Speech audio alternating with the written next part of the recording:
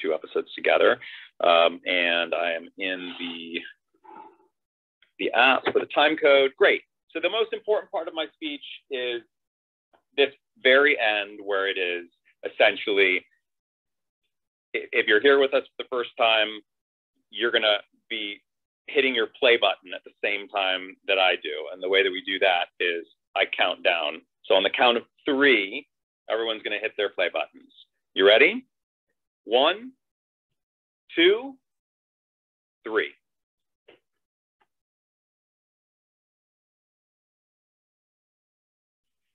So this episode, I've heard, is a very big episode. It is an episode that people tend to like.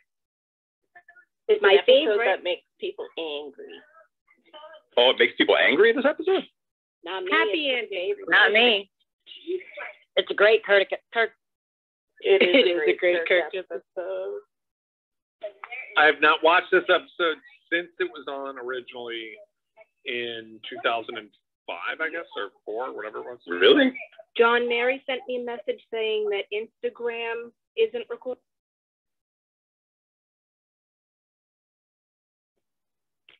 This episode wants me to do laundry, tells me to do laundry and eat mac and cheese. Yes. This is funny because she loves the chair up. Wouldn't have worked to keep her in. Yeah, it's on the wrong side of the door.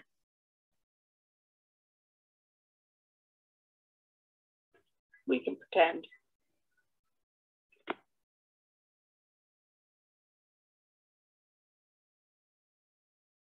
The saddest part of that is she just made fresh macaroni and cheese, and now she doesn't get to eat. She used cheese slices, though. That's strange. Forgive me for asking, but is Rory in college by this point? Is that why? Yes. Yeah. She said, "Good to have you home, hon." Yeah. She's in Yale. This was her first year. So last episode,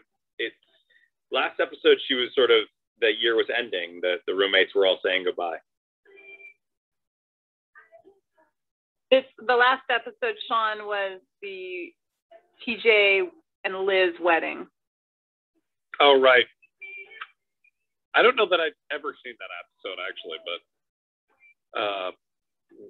It's a good one. I would have assumed that Kirk would have been more featured in that episode. Was I in it? Yeah, he was a DJ. Huh. You're in this one a lot. Oh, I remember this one.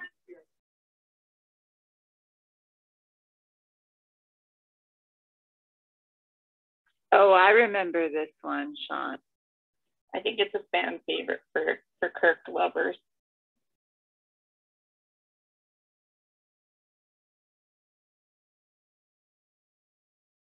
One of my favorite stories is this episode.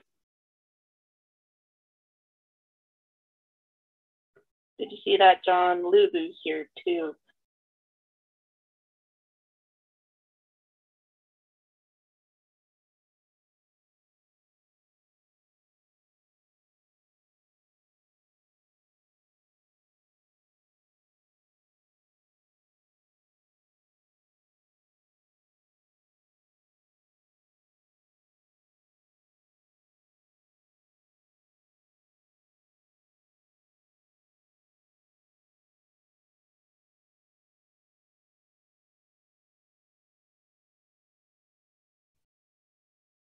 The flannel is a look for you.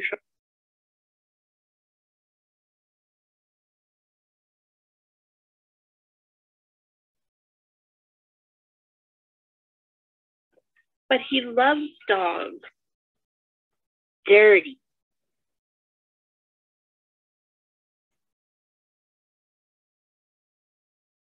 And 2 weeks, but we're having tests. Kirk doesn't hate dogs. What's that about? Still be our friend. One of his jobs is a dog walker. He probably got traumatized when he lost the one puppy that he was supposed to be watching. He didn't lose it. He had an extra dog, Lip Duke. Yeah, that's true. That's that is some inconsistency there with that character.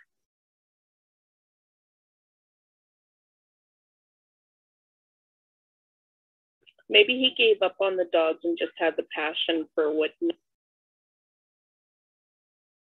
You'd think he'd be scared of cats, not dogs.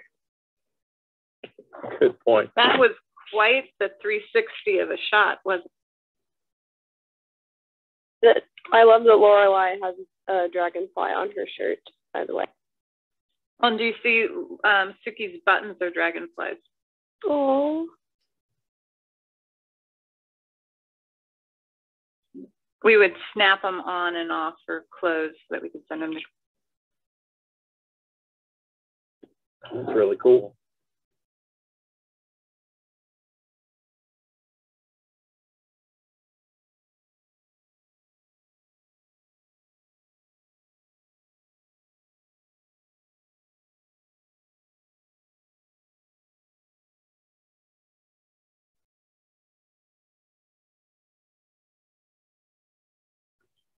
Lorelai was right. When it comes to love, all things come out in morons. Yeah, in the last episode, Sean, it seems like Luke has finally kind of gotten his nerve to really go after Lorelai, and it seems like this episode might be an extension of the date that they had at the wedding. It irks me that I wonder if anything will happen on this episode. I mean, I really truly am wondering. Look at this game playing, John. Keiko has quite the remote control handling too. That's so funny. I did not know that this scene existed.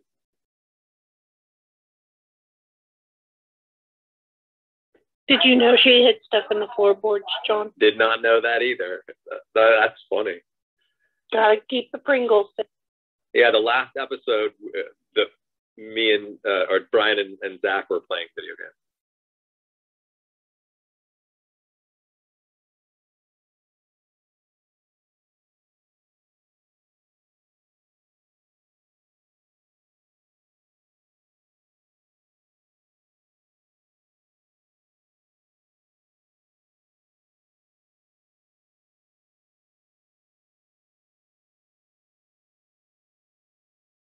Lorelai had a dragonfly and Rory has a butterfly on her shirt.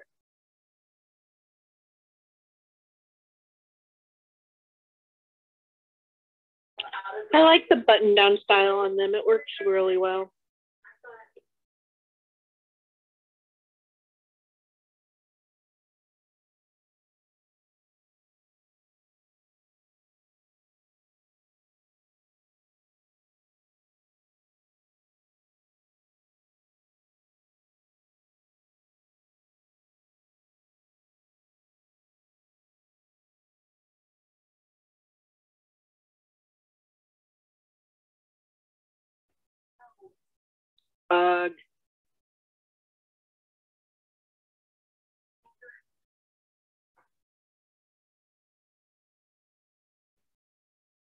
Unpredictable.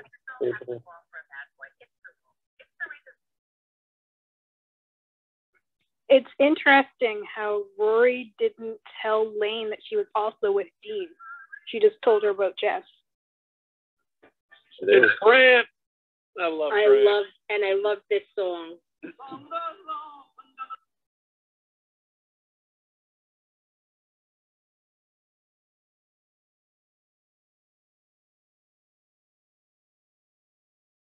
She just walked by and said, "Hi." I wonder if that was in the script.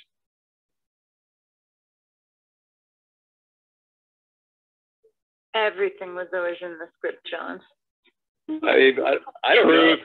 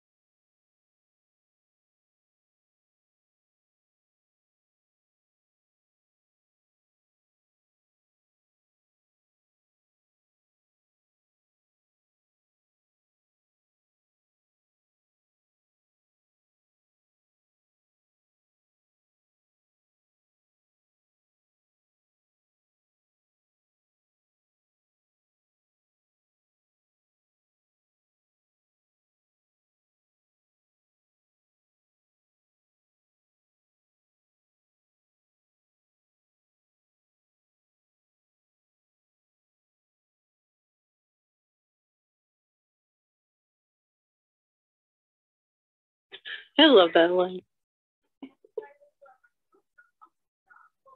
Luke can't waltz.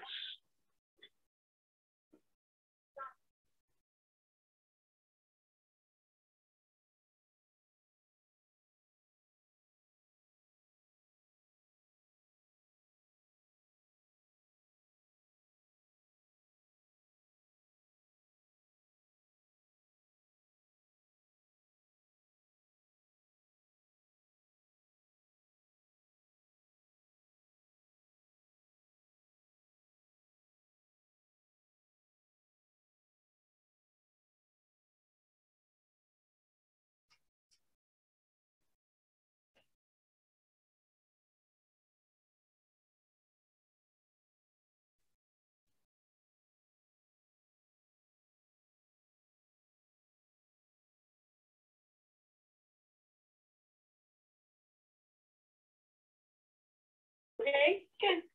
That's the show at its best when Rory becomes the mother and Lorelai becomes the daughter. Such an iconic scene. And that I agree with you, Sean. he would need a mop now. Isn't that what he was wearing in the last episode? I don't think so. Similar. Well, if he was, it means maybe something happened. I don't know. But I don't know. I don't remember. I mean, it's got to be like at least a couple days late.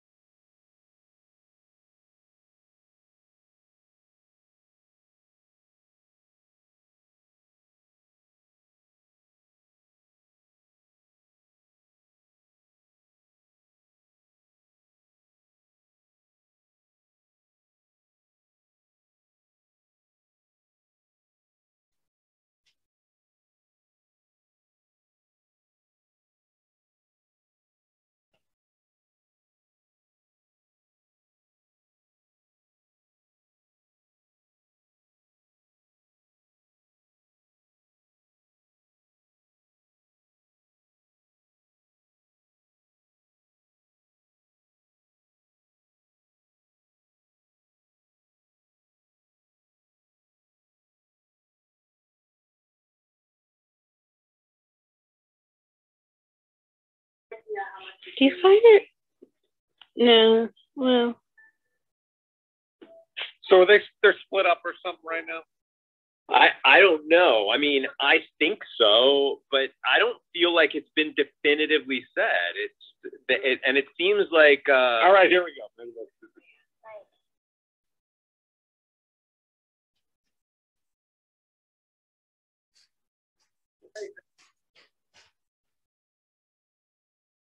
That was a great reference.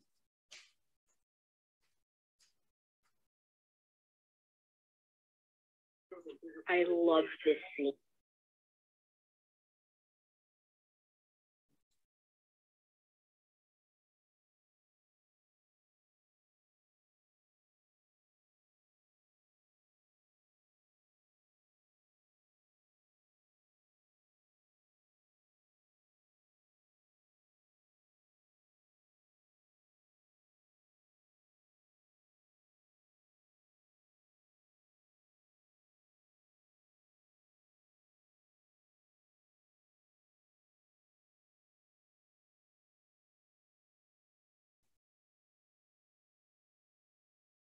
Poor Luke.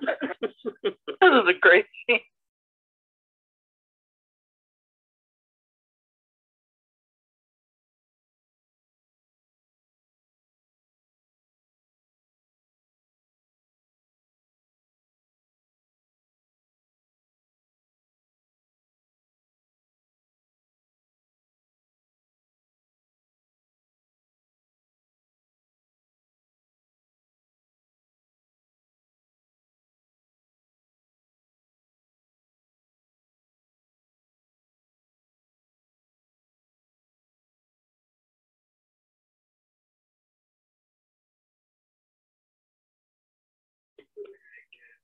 The episode with the hockey, Taylor also says that his family is prone to terrors, night terrors, and being naked.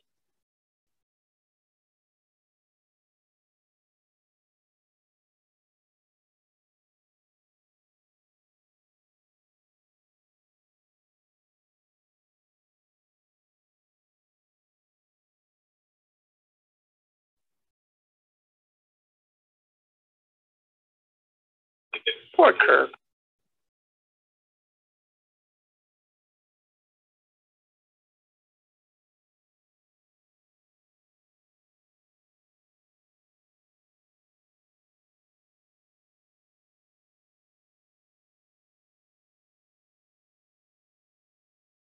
You mean or restaurant?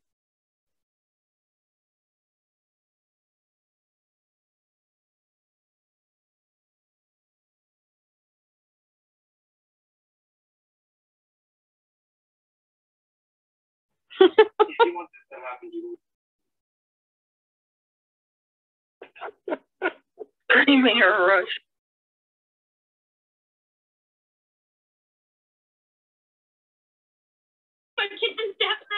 That was a lot of fun shooting that scene. I don't know what else to say about it just now, but it was a lot of fun. Where are my doors? They're supposed to be here by now. Yeah, no, it took a long time and had to whisper.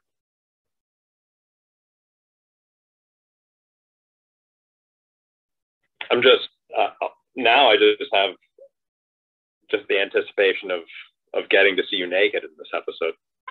It's very exciting. Join the club, John. And every single person I hired.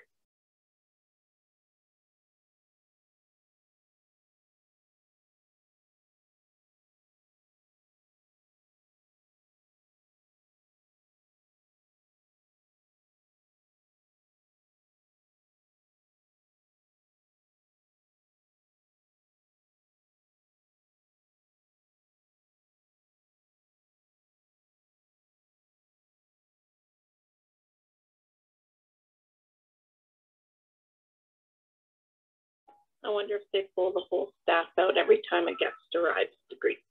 Are those just like the Warner Brothers tour trams? Probably. Yeah, this is at the Warner Ranch. But yeah, those are. They those might probably are. Those probably are just poached from Warner Brothers. Well, I know that the probably coffee were cups are totally poached. That's the Walton's house. and it's no longer there anymore. They tore it down. That's a shame. They also tore down this patent.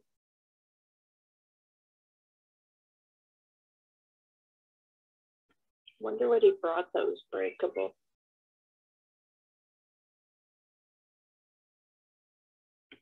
Mannequin head for us today. This has a very Fantasy Island feel to it. Yeah, good call. Or like a love boat kind of quality. Those trams might have been from Fantasy Island. Those weren't the ones that they would use at Warner Brothers because they would still be using them. They did tours every. I'm touring it for the first time this summer, and I'm very excited.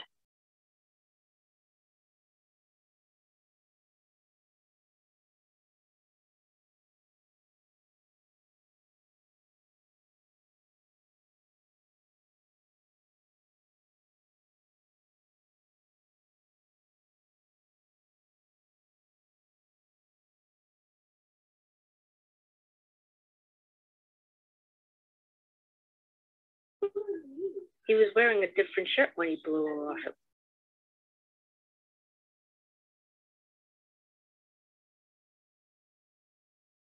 That was a different day.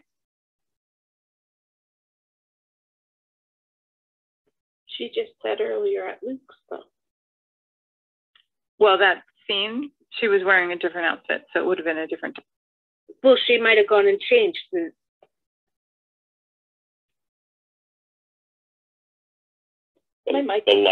lighting in this shot is awesome. Can you mute me, John? My mic is stuck on. Well, the lighting is the only thing that's awesome in this. Yeah, I mean, it's designed for that reason to be awesome.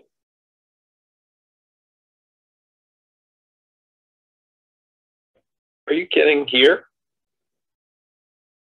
Here? I mean, the La-Las are playing.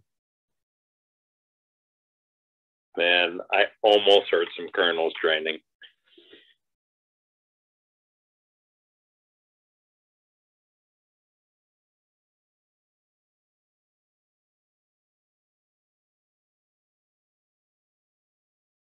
May I reiterate, not all of us took that bet.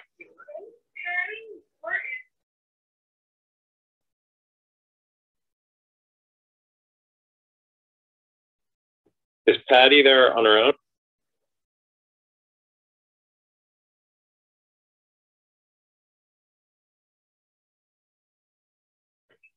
The scene with Dean and Rory, there was a guy actually staring at them through the window.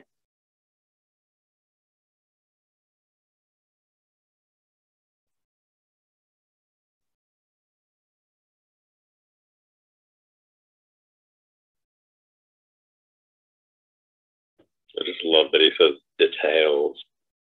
I'm a big fan of that myself. I was fun to mention that.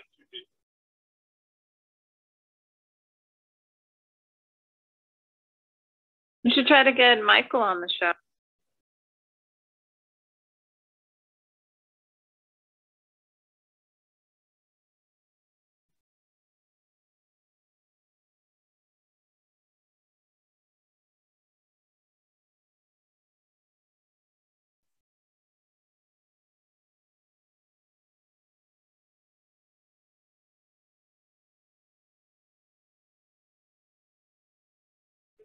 Timestamp, please. 22:53. Thank you.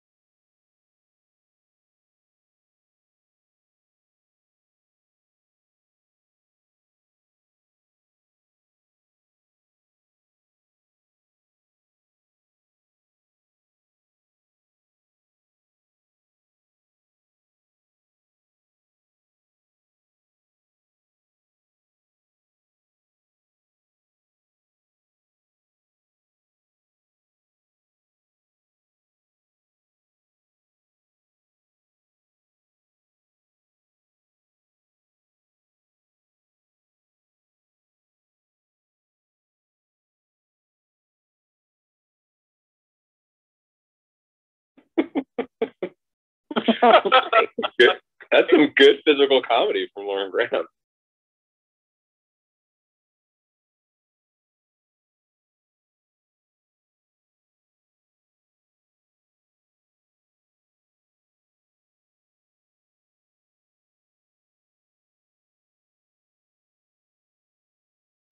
Lauren lived for stuff like that. She's like, love doing those kind of bits. I don't feel like she's had many of them on the show. That's the most memorable so far. Look at the haircuts on the guys behind Jack. Haircuts? Is that the Strokes? Pretty sure that's the Strokes. Is that the Strokes?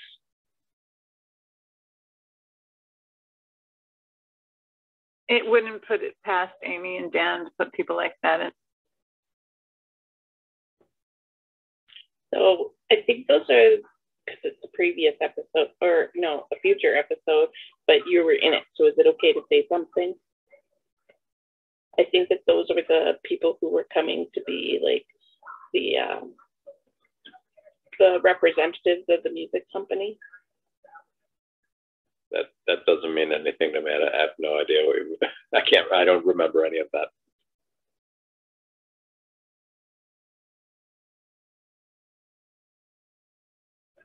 And it was also Suki and Jackson's wedding anniversary, but they got married on May 15th. And the inn opened before the 9th because that's when their first customers are going to be there. And now my mic's stuck on again.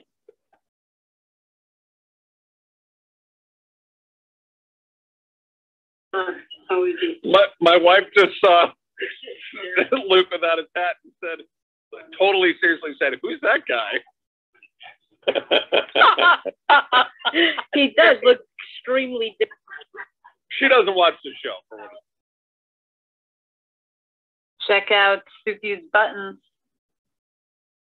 It's amazing.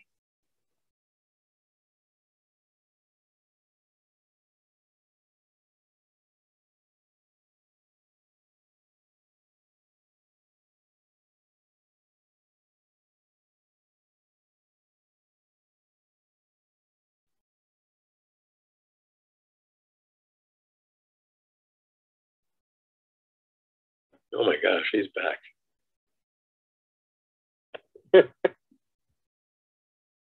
This guy. Little Scooper.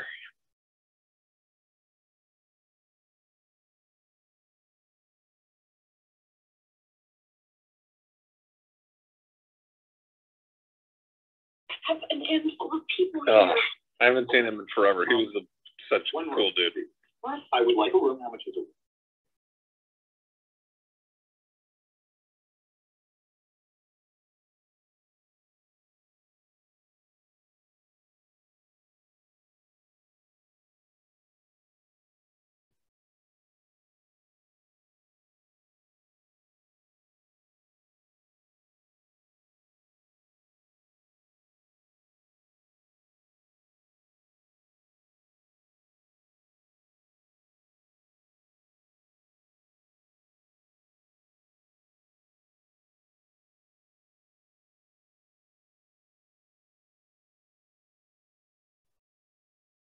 Oh boy.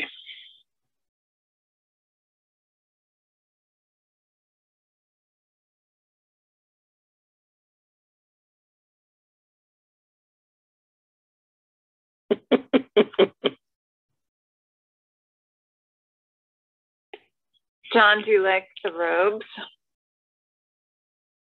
Yeah, the robes are awesome. Why? It was just a funny moment. I mean, there's God, that's so robes fun. in the That middle of line a by diner. Sally is that line by Sally killed.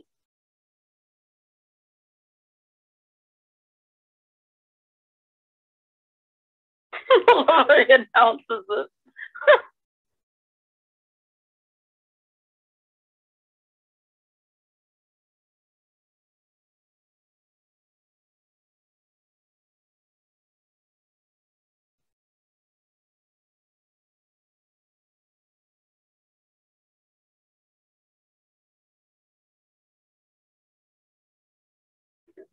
I'm obsessed with that lamp.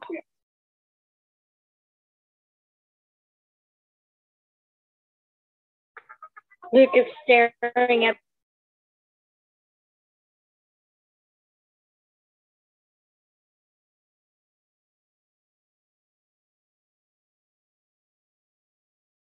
Wait, did Luke not know anything about Digger? Nope, he just assumed.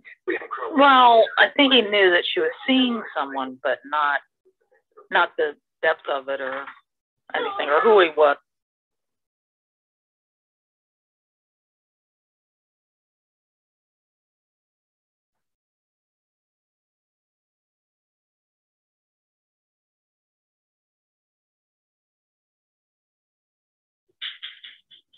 Sally, man. She's cool.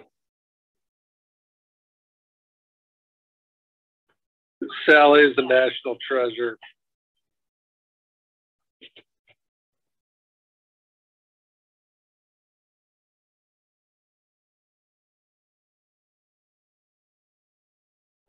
There we go.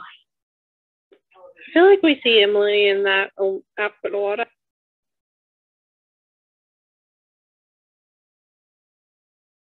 Hey, John and Sean, does this room remind you of the place they put you guys up at FanFest where you guys were like all far away from the main?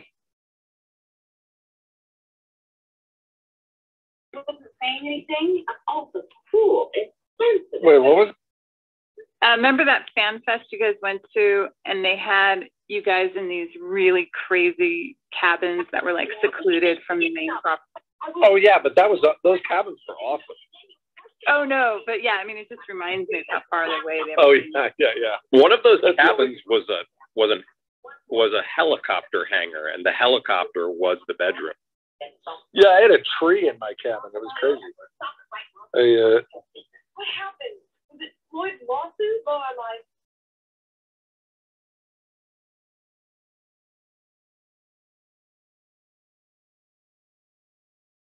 So, by the way, confirmation, they are separated.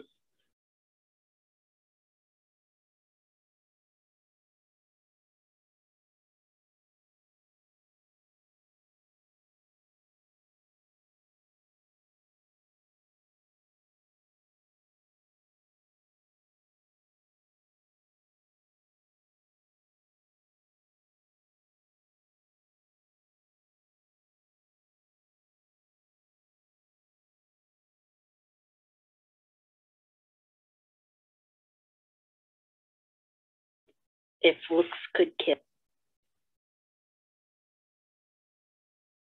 I remember this dress. Oh boy, oh boy, oh boy. What's Dean's status here? Dean is a married man. Yeah, that's what I thought. He's married to Lindsay. Yeah, that's what I.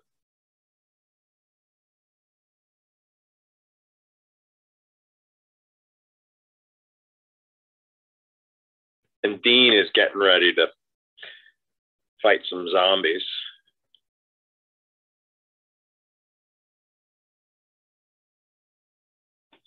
Yeah, he's got a hobgoblin or two in his future.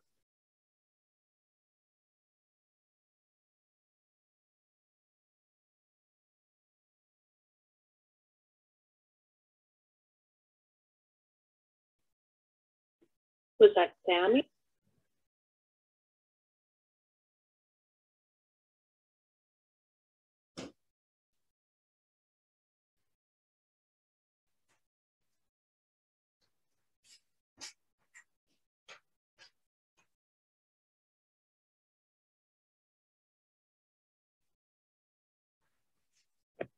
First 2 years.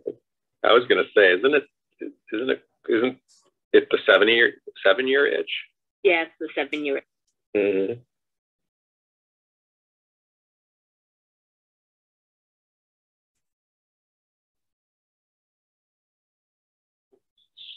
So he's talked about it with her. Do you think so? I don't believe so. I don't believe she believes.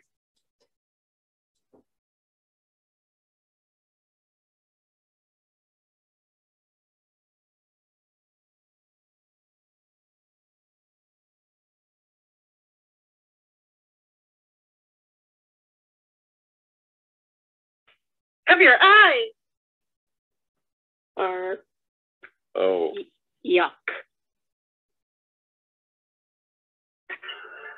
Dean is not the good one anymore. No. I'm sorry, but the way he grabbed her head was kind of.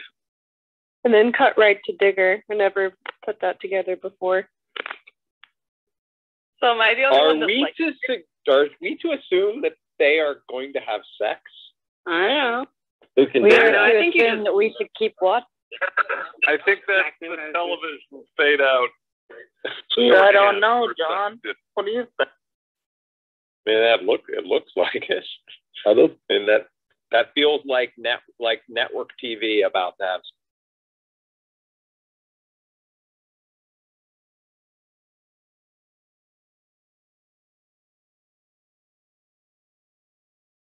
Oh, geez. He's really trying to put out his territory, huh? We got to pack everything into the season finale.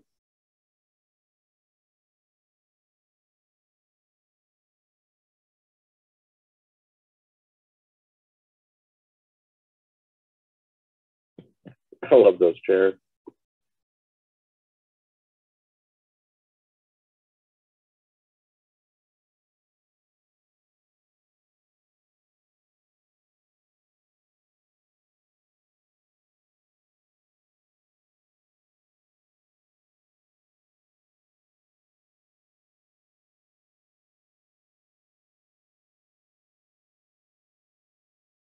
Oh no.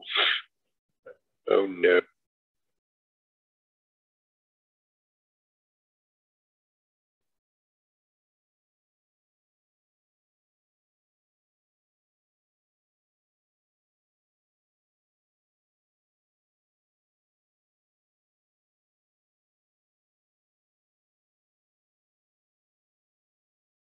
Look that he throws out there that he invested in the inn. Like that means that something else.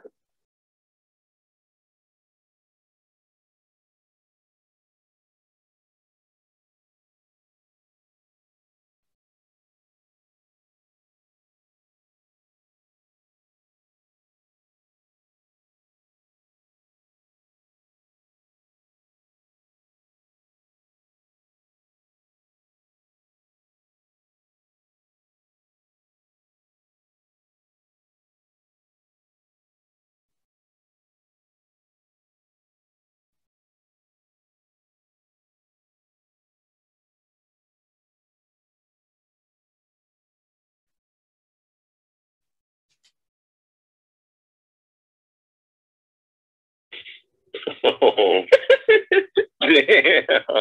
Yay! Is that how it's supposed to work? That was pretty awesome.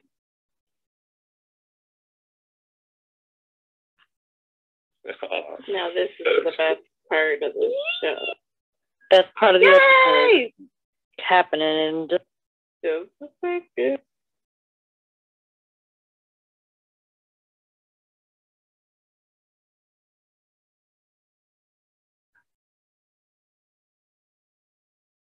No, that's the best part. So funny. Oh my god. I know exactly where I was standing during that shot. My finest work, ladies and gentlemen. Could have done without the pillow, And we though. love you. No doubt.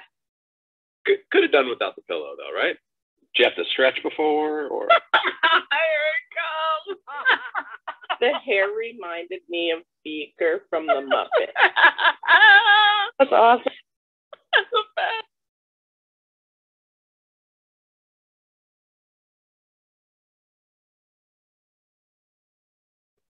What's this? Dean came over to borrow something. My virginity. Oh, damn. Whoa, we don't know so yet, do we? We don't know for sure yet. So, Well, what do you think happened? Come on. He's a little busy. It's network TV. We know exactly what happened. Use your imagination. They were knitting. knitting. It was a knit-a-thon for sure. God. Oh.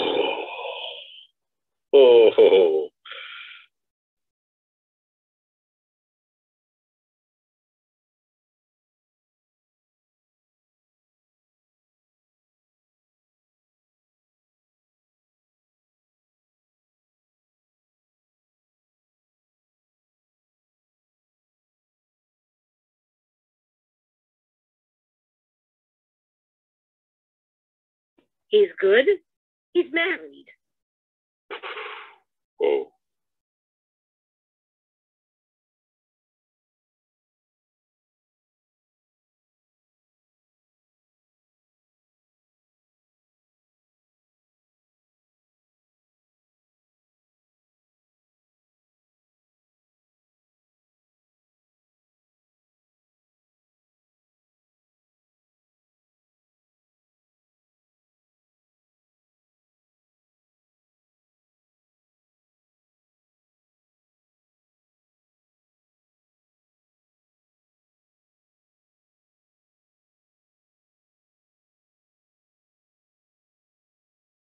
I love how Lorelai's so blunt here.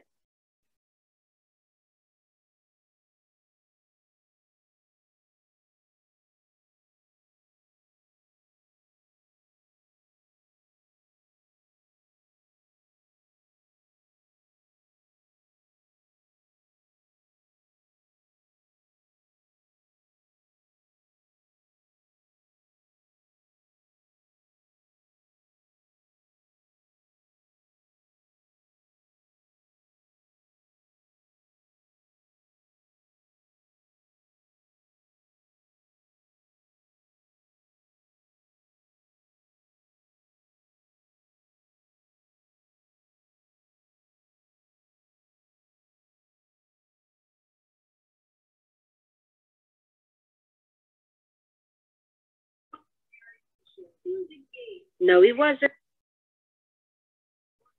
He didn't know. Nobody knew that she was pregnant before. Yep, I think that every time she says it.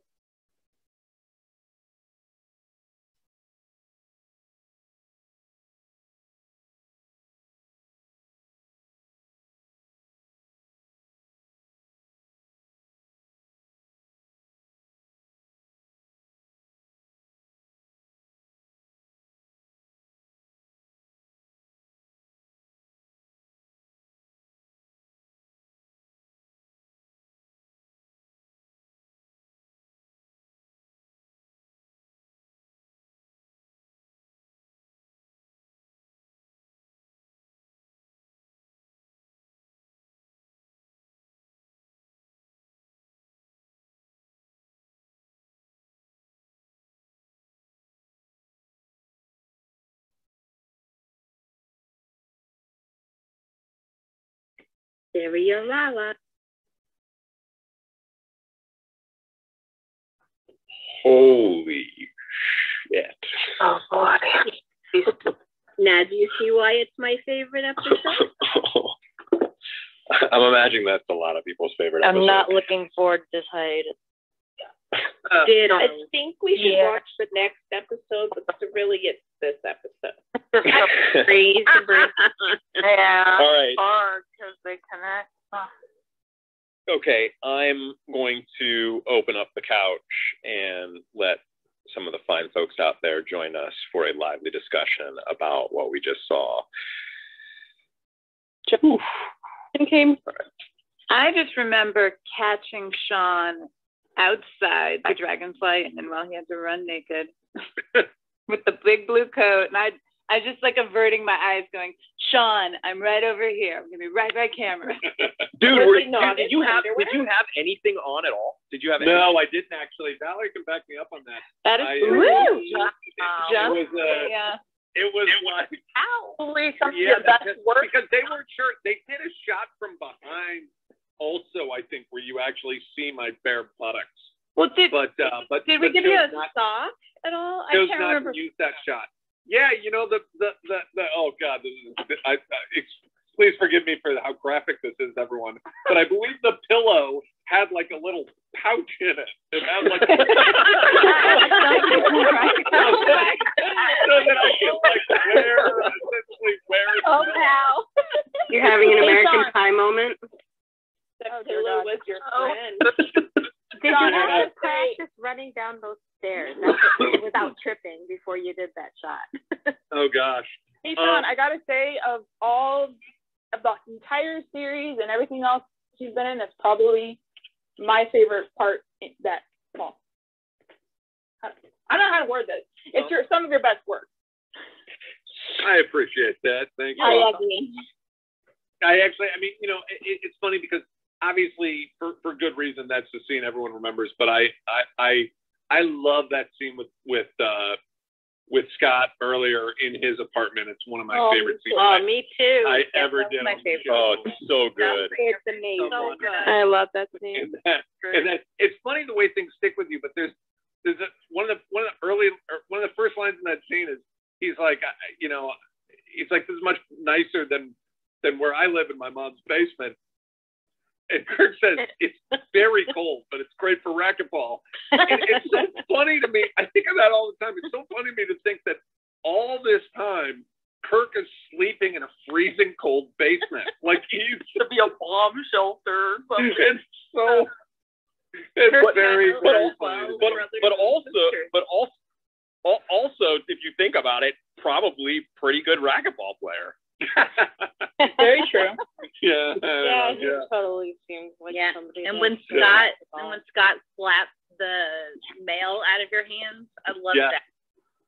Yes, one of the few things, because, you know, as you guys know, I'm sure as you know by now, there's no improvisation on the show. Like everything is scripted. But that was something that we just did on set, where I just like picked up this mail and started looking through it. He slaps it away because it wasn't a line, so it was something we could actually improvise. Do you think that line that it just seems so weird?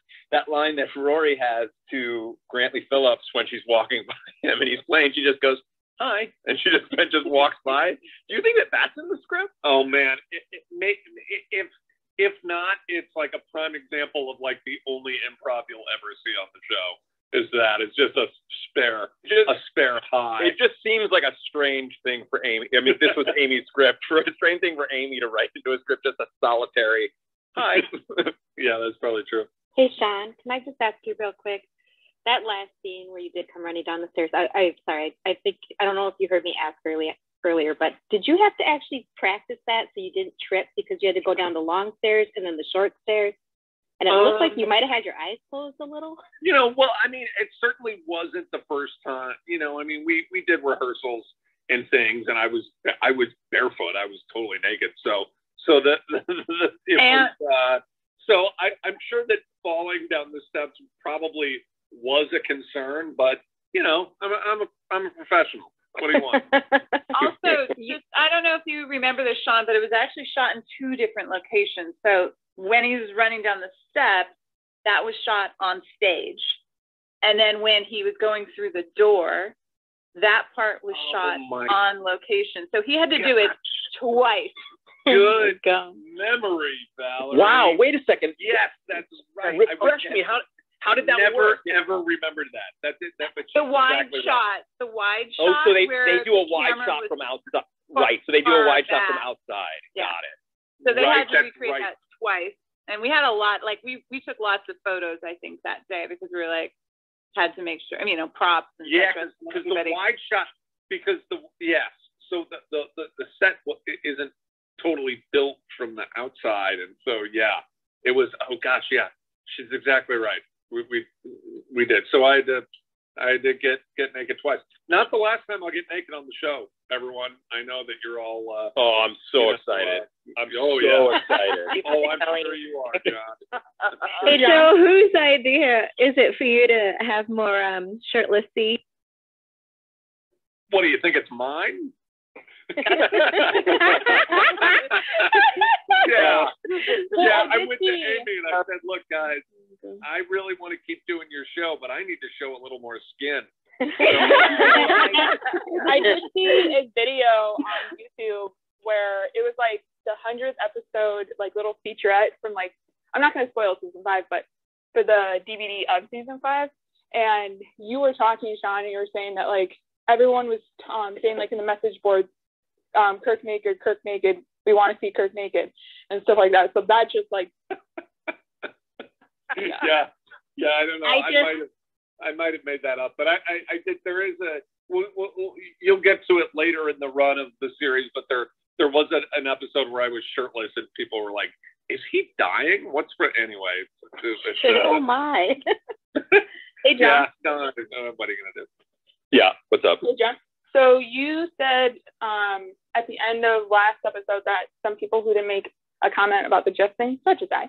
Yeah, we're gonna do that afterwards, just so we can respect Sean's time, because I think that he might have to actually jet at 8:30. But I promise that I will stick around and we will talk about some of that Jess stuff. Hey, cool beans, yeah, whenever. I'm sure. Sean, do you remember when you were Jesus and I took photos of you front and back because you were like, oh my gosh, this would make a great Christmas ornament?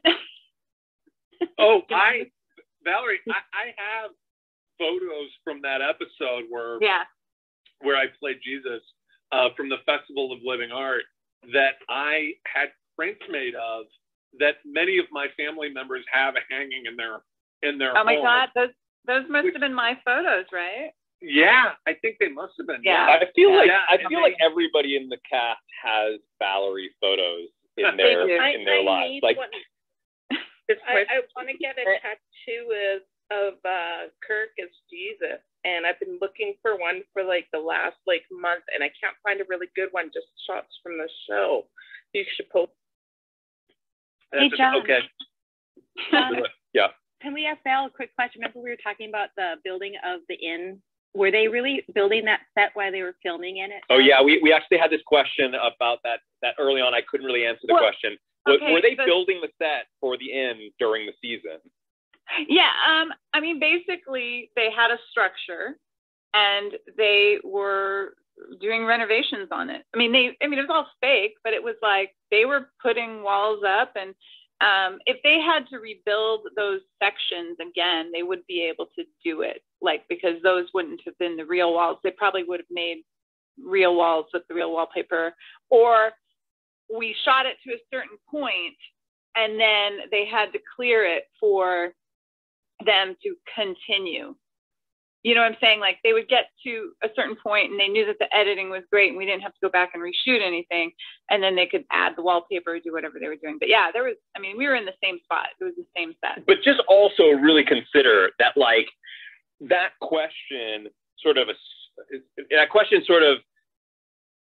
assumes that it takes the same amount of time as it would take to build a real inn, to build that inn, when in fact, they could probably have built the final version of the inn, in about as much time as it would take to do that for one episode. So it's not like they were taking the whole season to build that inn because they were building a real inn that would take that long to build. They just knew, okay, we know that the inn's going to be in a semi-built state at this point in the season, so let's only build up to this point. But if they had really just built the entire inn, they only had an episode with the entire inn, they probably could have done that in a couple of days. Right. I was just curious if they were leaving it intentionally to shoot the scenes in those episodes as they were doing the construction. Yeah, I would imagine so. Thank you. I hope that answered your question. Yes. Sean, I really liked in this episode how you called Lulu instead of my girlfriend. I have a girlfriend. Yeah, it's a good episode for further development of what's going on in the world of Kirk. I was always super happy when episodes would come that let us know sort of what was going on with Kirk as a human being, and not just had him, popping up with whatever his latest job was. Those were a lot of my favorites. I love your relationship, how Luke's protect Kirk, even though he annoys him. But they're like brothers. Oh yeah, exactly. That was what I was gonna say. They're like brothers. You annoy me, but okay, I'm gonna help you out. Like when he lost the eggs on the town square, and he was so patient with him. Now he wanted to throw him out of the apartment, but he listened to him. He helped him out. So it was awesome. You were great, John. You're great. Thank you for the laugh. There's a show. There is an alternate reality spin-off show that is like a Perfect Strangers type show, but with Kirk and Luke as roommates. Well, I really appreciate it. I had a lot of my best scenes were with Scott Patterson, and I really appreciated how it's not like being a straight man in comedy bits can be really, really difficult. A lot harder than it seems because it's such a sort of thankless position in a lot of ways. But like Scott really, really got it, and we would talk about that, and he just knew that there was, every Costello needs an Abbott, and so we would in doing those scenes. I think he had a really strong sense of just the comedy duo relationship, and I really appreciated that and liked working with him for that reason. As much as Kirk drove Luke nuts, you guys were really best friends in the show, like in so many ways. Like, yeah, I think Kirk would. I think if you stopped Kirk on the street and asked him who his best friend was, he would probably say Luke. Not Taylor? No, Taylor. Taylor's his Taylor. Appreciation and attention and approval. He craved Taylor's approval, but that episode we just watched shows you when Kirk really needed help. That's who he went to. He went to Luke. To me, Luke always bails him out. To me, Taylor's more of a father, uncle figure to him. Oh yeah, definitely. It's someone he can look up to and get advice and and please. He wants to please him all the time. Well, he doesn't have a father. Yeah, I don't know. We start getting too far into Kirk's psychology. It just kind of bums me out. Yeah, no. Well, I mean, you do have a therapist in the audience right now, so. Hey, Sean, one of my favorite moments with you on set, there were so many of them, but the very first time we really I got to know the comedy behind you was when we did the film by Kirk and the breakdancing. That, to me, was just like, oh my God, what is going on this show? Verify this for me, because I said this, and I don't know if I think that I got it right, but the film by Kirk and the dancing, That's Sean. Amy and Dan saw you do that at some party before that. I mean, I don't know that they saw me do that, but yes, Amy at a rap party or something. Yeah, I was dancing at a rap party, just dancing ridiculously or something, and I think Amy saw that and decided to write it into decided to write me dancing like a buffoon into a subsequent episode. Were you drinking? Which, by the way, that's the way that you dance. Like, let's be clear. Well, no, I don't know if I'm always that good, but I'm pretty good. So, Sean, I'm wondering if you've ever had any thoughts on like what the backstory of your mother is, because of course you frequently talk about your mother in the show, but we don't get to meet her. So I wonder if you had ever had any theories on what her story is. Well, we know that Kirk is the youngest of 13, I think. He says he has 12 brothers and sisters. Right? Isn't that right? 12. 12 brothers and sisters. He's the youngest. And I just always imagined that I always, if you've ever seen the movie Throw Mama from the Train, I just always imagined that Kirk's mother was just wanted nothing, like just was having nothing to do with Kirk, and he would just would yell at him, and he would. It's not a rosy picture, guys. I don't know. Yeah, this is really depressing. Well, what about the mother from the Big Bang Theory? I mean, she's not the warmest person. No, may she rest in peace. Okay, John, you've been saying for a while now that you think Rory and Dean are going to hook up, and you might still be processing, but I want to hear your first reaction. Yes, I do, and I want to actually probe Sean's reaction to it as well. I have a question, but before I do, I have one more question for you, Sean, and it's also another sort of can you clear something up?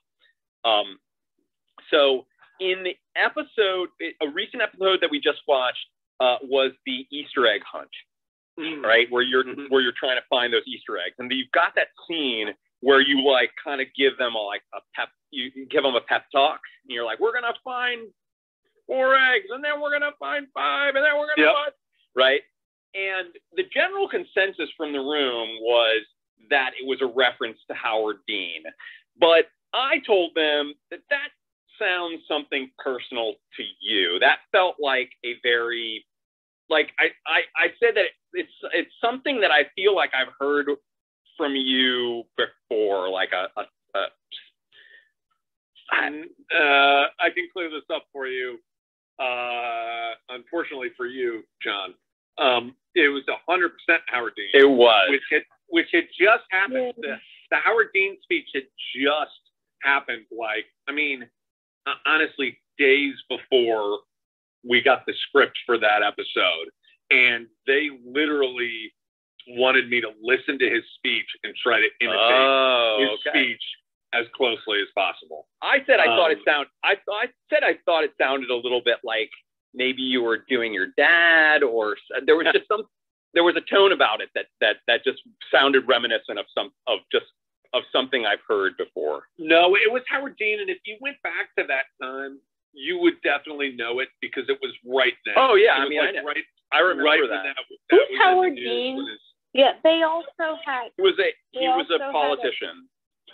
They also had a Dennis Kucinich reference in that same episode, and he also was running for president in 2004. Yeah. And Howard Dean was the front runner for a little bit, and then he had that thing where and actually his microphone blew out, but that's a little known part of that story. But yeah, no, I was definitely imitating Howard Dean. And did you lose your voice from doing that so many times? Maybe a little actually, but we got it. We got it in just a few takes. It was all right. Yeah. Dude, did you know that? Did you know that Rory and Dean that they hook up in this episode? Well, I remember. I mean, you know, we would go to the table read just like every week we'd have a table read of the episode, so I would learn what was going to happen next at the same time that everyone else learns. You know, so you knew that it was like that right there. I can tell you this about that. I do remember, you know, that Lauren would be very protective of the characters and of like Lauren would be protective of Rory as a fictional character in the same way that Lorelai Gilmore would be protective of Rory, and I think she had some real reservations about that happening, about like Rory making such a monumental mistake, and I think that's good. I think that it's it's great for an actor to be sort of invested in what they're doing in that way, and I think it reads when you watch the episode. I think you can tell that like she's really disappointed in her kid in a way that she's never been, probably ever. You know, that she's truly disappointed in her behavior, and it reads. It makes it very sad. So you remember that you remember that from the table read. You remember that in the table read that happens, that Rory leaves her virginity. I don't know. Yeah, I just sort of remember it in general. I remember from the episode in general that you know, I don't know that there's any sort of specific thing that happened or whatever, but you know, there's always creatively you have to kind of struggle to get to where you need to go in telling the story, and that one was tricky. In the moment, I'm like, gosh, would she really do that? But I don't know. It makes sense. It's certainly dramatic. You know? Yeah. I think when you're lonely, you just like make mistakes and you're so like out of your head. Kind of like when you're in love, you're so out of your head with things. And so I think combination of her being lonely and just it's Dean, I think kind of clouded her judgment out. Yeah, I mean, yeah, I've been feeling. I didn't know that the two. I didn't know that she would lose her virginity to him. I was having a feeling as the season was progressing that could potentially be a huge bomb for the end of the season. I felt pretty convinced that they were going to hook up. I felt like that was sort of planted early on in this season with a lot of the stuff that was happening between the two of them and with Lindsay and all of that. I really truly was blindsided by like how it happened. Like, you know, just there in the house, like it just the messiness of it all. I didn't think that I thought at the very least that it would have some, I mean, it didn't even really feel romantic. It felt like kind of, it was dirty. Yeah, it felt awkward. dirty and messy. And I mean, it's supposed to. Obviously, like that's sort of the idea is that you don't want to walk away from that scene feeling. You want to be clear how you feel about that. And I don't think anybody, even the strongest Team Dean fans, would walk away saying that was an awesome scene and that was an awesome moment. You know. So are you still Team Dean after this?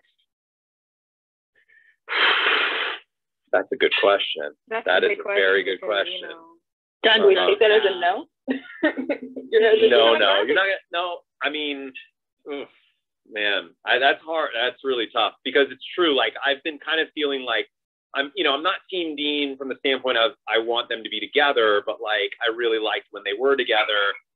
This definitely puts a stain on my feelings about the two characters in general. I don't know. Think if you had been watching this when it aired, you would have had like 4 or 5 months to like stew about this and decide. Yeah. Not a week. You were still. I have to sort of process it. I'm still a little like I still need to process it a bit. It's very human. Definitely really intense. Yeah, it's definitely really intense. After the first episode of season 5, I think you might have a more clear response. I think it's definitely, I can understand why Lauren would have been, would have had reservations about it and why, just in general, I have to imagine, you tell me, I don't know, how does the fandom feel about it? If I had to guess, the fandom does not like that happened. Nasty, horrible, not at all. Rory was just like not a fan. Like kind of like why did it happen? Young. They're young and they're both like hot for each other. Mark's flashing at the box.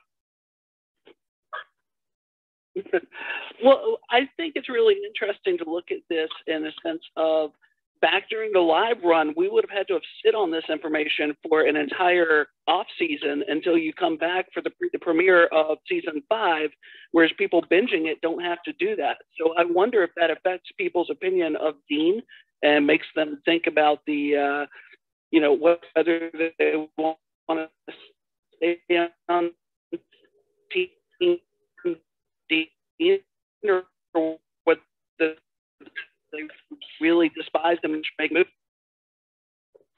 A lot of the end of that was really hard for me to get. You kind of cut out there at the end, but I sort of got the gist of it. Yeah, I mean, obviously we're watching it in a very different format now with Netflix. I mean, that's also why so next week we're actually doing what we're calling in Remarcus a hiatus week. So we're taking a full week off before we start the next season. And we're doing it specifically to try to get some of that feeling back, the feeling of anticipation for the next season dropping, see if having that time away from it, if it helps you reflect a little bit on what you're going to be seeing next. But we're only doing that in between every other season. So we did that after season 2. We're doing it after season 4. We're going to do it after season 6. So you know, we went straight from season 3 into season 4. I don't know how that would have affected how we had we taken a hiatus week there. But yeah, I mean, it's a really good point. I definitely feel like I need to simmer on it a little bit. I mean, yeah, I mean, if you really care about the Rory character, it does, you know, you do kind of feel like, okay, well, that's it. She didn't really get that sort of special thing when it came to, you know, losing her virginity and I guess the only thing I would say there is that, you know, a lot of people don't.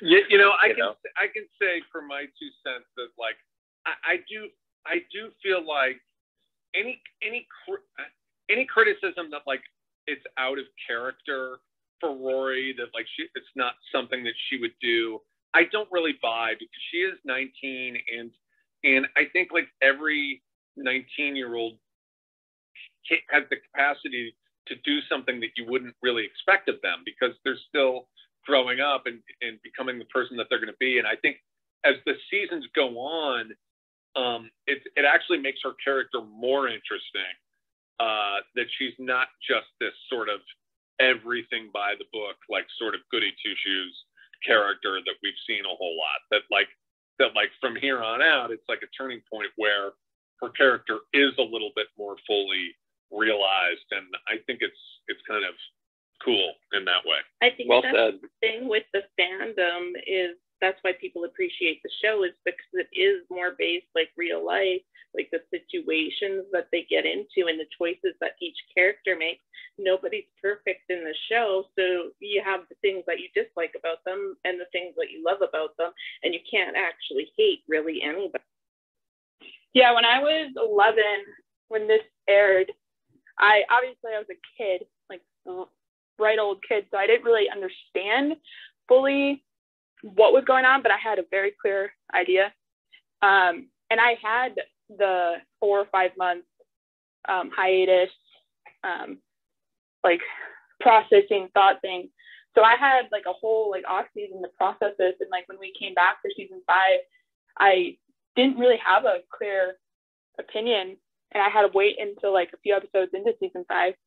But yeah, like the way that they wrote Rory in this episode makes her to seem like so much more real than she already was, and I think that's why people are so like with teams and Team Jess, Team Dean, or Team Rory, because she's so much more real in this episode than in the entire series so far. If that made sense. Yeah, that kind of also goes, like, speaks a little bit to how the other night I was talking about how I appreciate it more when the character is presented as not like this absolute, like, perfect superhero of an academic, wonderkind. I mean, it makes total sense to me that she would get into all of these universities, but like, it takes one step, I guess, like, it's a step too far when you say, well, she got into all those universities and she got scholarships and she's perfect and she's the only one who ever gets A's. And this season, what I've really appreciated about the season the most is to see Rory stumbling, to see that she is like not found her footing at Yale, that she isn't perfect. And I think that the climax to that, right? Like the actual, no pun intended, climax to that whole thing sort of is this moment, is the choice she makes here is like the biggest stumble that she's made all season long. And personally, I like, as much as heartbreaking as it is, it makes me appreciate the narrative so much more. Can I Stacey's ask Sean been a flashing follow-up a question? while. Oh, Stacey, go ahead. Stacey? Stacey, you might have your mic muted. Zach, you want to go? We'll get back to Stacey in a bit. oh no, just what you were saying and follow up to what Sean, you and Sean said. It makes me think like the discussion we were talking about with Jess the other night. Like he said, I love you, and does he really know what love is? did Rory just feel like this was right? Did she feel that's the thing she wanted to do, or is this just like an impulsive action of a 19-year-old who doesn't really know how she's feeling? She just knows she kind of likes this dude. Mandy? Yeah, I was going back to what Sean said about it doesn't really make sense when people say that this is out of character for Rory, since 19-year-olds often do things that are out of character. I would agree with that, because when I first started watching the show, I was around 18 or 19, and I was Team Dean in the beginning, and then like this moment didn't really change my opinion at all, but I just, I'm like, well, it was a stupid moment, but, I'm still Team Dean, and I'm, glad that that happened. But, like, as I get older, I'm like, yeah, that's kind of gross, like, sleeping with a married man. So even because I was super responsible when I was younger, too, like, almost annoyingly so. But even I didn't see that big of a problem with Dean and Rory sleeping together until I got older, and then I was like, that's kind of gross. It kind of just, I'm back. I'm sorry, I got kicked out of the room. Oh, no problem. I was just going to say, I feel like at first when I watched it, I did feel like it was out of character for her, only because she's not typically one that seems to make the impulsive decisions. Like, she couldn't tell Dean she loved him right away, those sort of things. And so it felt off to me. But then I actually feel like it's so weird. I feel like her character almost regresses over time. Like, she starts out like more mature in some ways, and like thinking more about like consequences and things like that than she does later. But I sort of feel like that was important for them to create a parallel, I think, between her and Lorelai. Yeah, I think it's interesting that like I had remarked earlier in the episode that I feel like the show is at its best when they do these role reversals, and you see Rory being the parent sort of and Lorelai the child earlier in the episode in regards to Luke, but then by the end that flips as much on its head as it possibly can. And I think that then sort of kind of driving home the point that Rory is still a kid and makes tons of mistakes and doesn't know what she's doing all the time is like, that's when the show really works best, I think. Yeah, it's interesting because I think that like the idea when you said it, I agree. We've talked about it before that Rory is often the parent in this, and and we've talked a lot about like how much parenting is happening and how much of it is just being her best bud, and how effective is that in parenting, But for me, like when I see a scene like this last one for Rory, for Lorelai, it's just like, for me, that's Lorelai at her absolute best. I love it. And the stuff where Lorelai is the kid and Rory's the mom, I love that stuff too, but for a different reason. That's always kind of feels a little bit more comical. Like, in I think it was first season when Lorelai was like complaining about Rory borrowing her sweaters and stretching them out, all of that kind of like juvenile Lorelai. I feel like that's more like the show at its comedic best in terms of those characters. But when the show gets really like grounded and Lorelai has to become the mother, it's just for me, I love it. Me too. Me too. If you remember, sorry. No, you're fine, love. As I think probably only 19-year-old in this room, so I am the same age as this girl. She's young, but he's married. He's young. He's married. You make mistakes when you're young, obviously. I can definitely attest to that, but there's no real excuse, because there's a difference between mistakes and like mistakes that you just like make because you don't really know, and mistakes you make sort of knowing and then calling it a mistake because you're like, well, I'm young, you know. He's obviously married. And even Lorelai was like, did he tell you he's getting divorced? Is he taking the ring off? Is he moving out? No, because she was like, well, I just want to be with him, so it doesn't matter. Like, she knew that this was going to have consequences. Like, obviously. Yeah, like I think Fair that going point. back, going back to the whole like being a kid and things like that. We remember in season 2 in the the bit of basket thing with the whole like Jess and her being a kid and just wanting to see the good in people. When they're at Friday night dinner and they're in Richard's office, Lorelai says to her, like, you were never a little kid. I don't think you ever were a little kid. And then Rory says as a joke, I was for about a month. And she's like, you're smart. You have a good judge of character. Like, yeah, when she was in school, there's not many times where she wasn't like fully like a kid and like didn't really mess up and stuff like that. But then with that, I think that's the reason why she's like made so many mistakes since then, is because she didn't really have a chance to be a kid when she was in school, because she was so focused on getting good grades and doing well in the paper and getting into college. So I think like this is her time where she's like, okay, now's the time for me to be a kid. But it's like, dude, like, you're 19. That ship is starting to really sail. So she's really just playing grown up, not being a kid. But you know, does anybody else feel like a big part of why she might have made that mistake is just because of the immense amount of stress that she's been under at school? Like, I feel like this season has shown Rory to just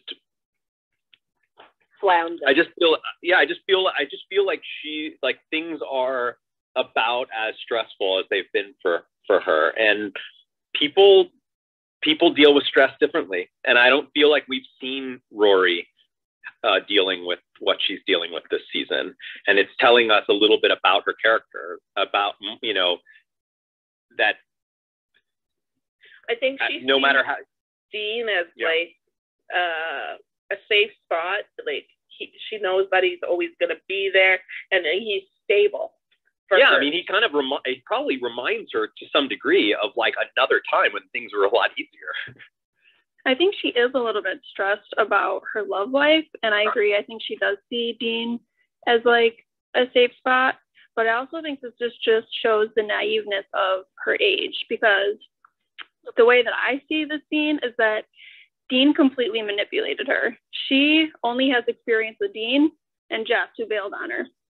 So if she trusts Dean and he's sitting there going, well, my marriage is over. We tried. It's not working. Like, she's going to believe him. She doesn't think to ask, well, have you got a lawyer? Are you moving out? Did you guys have the conversation?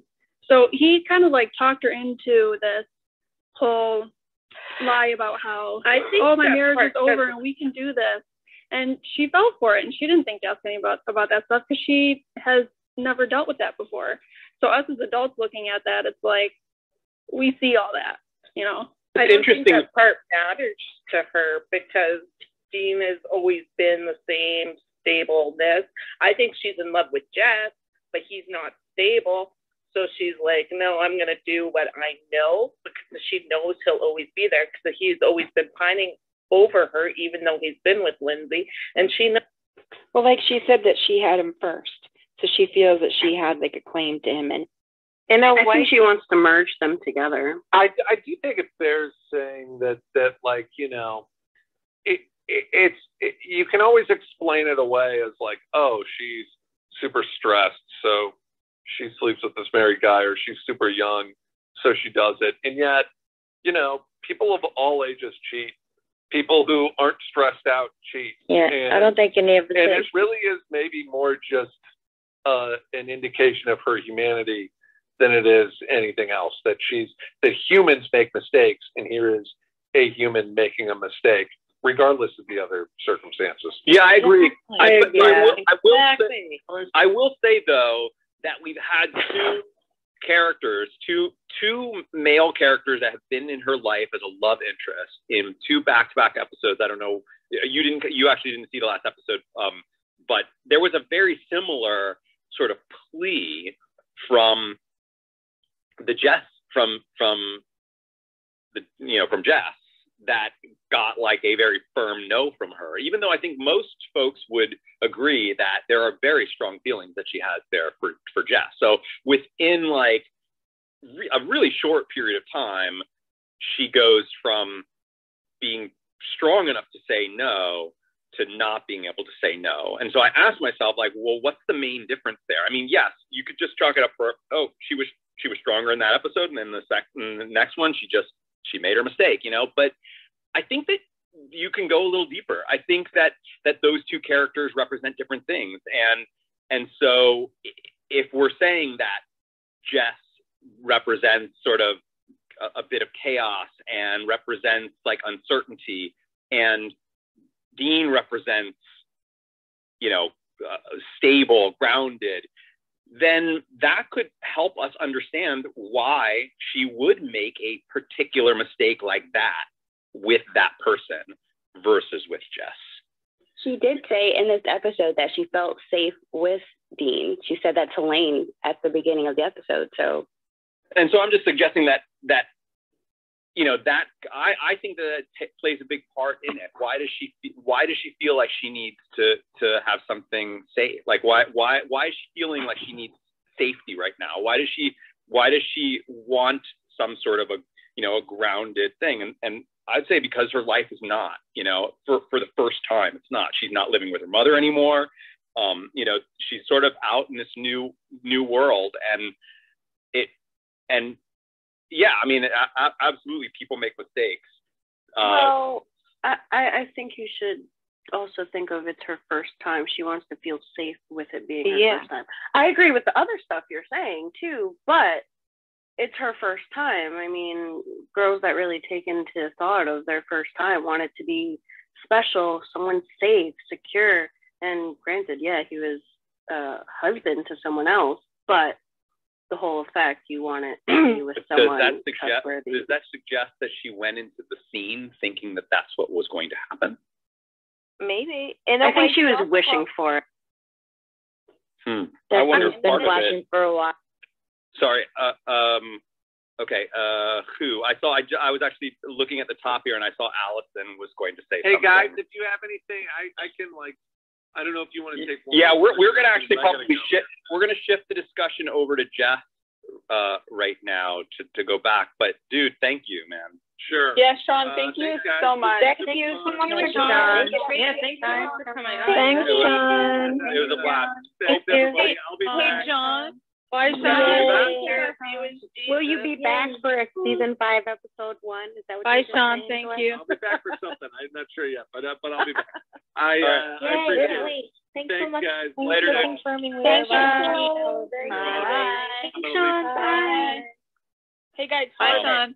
Wow. Hey, John, that I'm was gonna like probably that was soon like the too. wall. So if there's any other questions you guys have for me, I'll I have answer one. it and then I'll pop out. Yeah, go ahead. I have one. I don't know if you would know the answer, but the Post-its. So Post-its are like really prominent in this series, and I don't know if you would know, like, do they have to have like special permission, like if they had a brand? I don't know. I wouldn't know the answer, but I wouldn't expect so. It's not like the labeling was on it. Sure, it's the same object. Maybe they got it free, but I doubt it. I thought they just paid for it. It's part of popular culture. You know what I mean? Okay. So, I got one, Valerie. yeah, one. go ahead. Okay, can you tell us about the painting and why it was thrown away? Oh, Ed's painting? Well, because they were done with it and it was large and they're not going to use it again for anything. So I don't know why specifically they did. That at one point in time, at the very end of when we finished doing A Year in the Life, it ended up being somehow part of the portion where his face was. No, got cut I mean down. Not that one. Not that one. What painting are you talking about? She means The painting of Rory. There's a painting. That painting of Rory apparently was trashed. Okay, I have but no it's idea. heartbreaking to know that the painting of Ed was also trashed. Like, are you saying they also trashed it? Well, I mean, if they're done with it, think about it this way. Every single movie, TV show creates props. And props aren't necessarily great quality. They might just be like a photo that's been superimposed that's just really crappy. And unless it has some intrinsic value for it being like obviously they should have saved Ed's photo. I don't know why they didn't save it. But the fact is that when they finished A Year in the Life, or when they finished the original run of the series, they weren't thinking we're ever going to shoot this again. Their main thought was, okay, well, if we have to create it again, we'll create it again. Like, it's a lot cheaper for them to hire a painter to repaint a painting than it is for them to store a painting in a storage area. Because if you think about how big the archives are, and I've been to Warner Brothers archives, it's massive, but every single time that they save a show's props or wardrobe or costumes, they have to whittle it down to the most important pieces. They could auction they don't have off, couldn't they? Could they auction? They're not going to auction. They don't want someone to have, the only time they're going to auction is if they're donating it to like a charity. And that goes through special channels, and it's interesting. Like, I feel like, to be honest, I think that it's also a sign, or it goes with the time. That I don't think that at that time fandom was at a place where they actually would have thought that saving, and this kind of goes to what Valerie's saying, a lot of these props look horrible in person. Like, they really do not look real. They don't, and so much of it is the magic that happens, in post. And so they would never likely have thought that this would be anything that fans would want. I mean, obviously, they're not thinking about the fans at all. They're not. They're thinking about what they can put on display. Like, if you go to the Warner Brothers tour, they're going to have a little section of stuff that's Gilmore Girl related, and they'll switch it up. They'll rotate it throughout time. Like, if you go at different times of year, the clothing will be different outfits if they want to. And it's up to the department heads. Like, at the very end of every season, not every season, I'm sorry, at the very, very end of the show, they went and talked to Brenda and said, what are the iconic pieces? What pieces do you think we need to save? And I remember at one point in time, the head of Warner Brothers Costumes said to me, hey, we're trying to recreate this outfit that we want to, what do you think this is? Because we can't see in the photos, and they didn't save it. And so I had to go, oh, those are her whatever shoes that she was wearing. And so then they would put it together. But they're limited on space, and there is so much content being created all year round. And then also, I'm on other shows like NBC shows, and all the clothes get sent to a warehouse at NBC. And the next show that comes in gets to take those clothes for free and use them. Exactly. So there's a little bit of that, but Warner Brothers specifically, this stuff goes down to the costume department. It gets recycled, and not recycled. It gets put into the costume department. The good pieces get saved. The bad pieces get filtered out. And the really high-end pieces get rented into a special area called the collection. And the character pieces that are super iconic get saved into an archive that no one sees. What's his face's Luke's hat went to archives. Different little specific things go to archives. And as someone asked on social media, can you visit these? No, those are not visitable. Archives is under lock and key, super security. It's really intense. It's isn't it like a mile underground? You have to take an elevator down there. It's not like that. I'm kidding. So you're telling me I have to pull an Ocean's 11? They have the Batmobile. They have probably props from Ocean's 11 because I think that was Warner Brothers.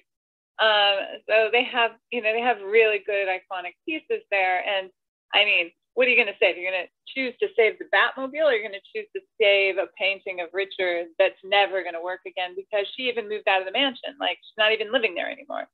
So you're never going to. If you're talking iconic pieces, and if we're talking Gilmore Girls, So you're like, so Rory's Chilton outfit. Iconic. Oh, I was thinking, well, that too, but I was also thinking like Rory's fur-lined jean jacket, like denim jacket, because that's pretty those, iconic. I believe, are there too, because I feel like I've seen them on the mannequins at Warner Brothers, like when they put them on display. I don't remember what pieces Brenda picked out, because she was the one that kind of was responsible for setting aside each character's look and putting it. I don't know that every character, like I don't think Brian's character got archived. You know what I mean? Sorry, John. I don't know. No, I mean mostly Brian was just wearing so penguin shirts. Brian is archived in our Lauren? I think Brian himself is archived there at Warner Brothers. Brian is under, yeah. His head has been preserved. Did you guys have other questions? I do. Yeah, go ahead.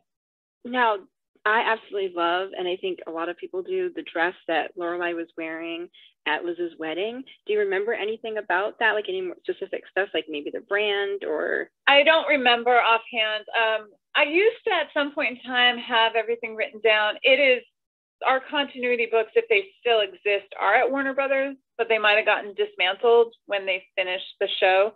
But there was a archivist from the outside world, someone who was doing a website at one point in time that went through every single one of our continuity books when we were shooting, or the original run, and did archives of it. I don't know where it is. I don't remember who it was. But I believe that if you really wanted to know that information, you'll probably be able to find it online. I'm sure someone knows it. There's so many people that do the costume, like Gilmore Garbs or one of those, look them up. They might know what it was. I don't remember. I know that Liz's wedding gown was created by Brenda, and Melissa's wedding gown was created by Brenda. And there, other things that we've built. I want to say that Rory's suit was built by Brenda as well. That's for the wedding, the other wedding. You know which one I'm talking about. I don't think. Yeah, we know. The one that John. We know. No spoilers. John does. I don't know if it's been. Yeah, I don't know where you're at. I know the episodes individually. I just don't know how they fall in order sometimes. It's in season 5.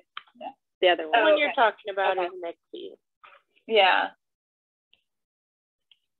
Sorry, John. No problem. Any other questions? Valerie, I have one more question. Are you going to join us for Pulp Friction? What day is that again? Tell me what the day I don't know yet. I haven't put it, but it is like, that would be a really cool one to have you for, because obviously it's near the end of July. It should fall on the weekend of the 24th and 25th, because I think I'm going to somewhere around there. But I mean, I'll tell you this. I have a doctor's appointment which is a good thing, because it means I would take a day off work, even if I get back to work, which I don't know if I'll be working at that point.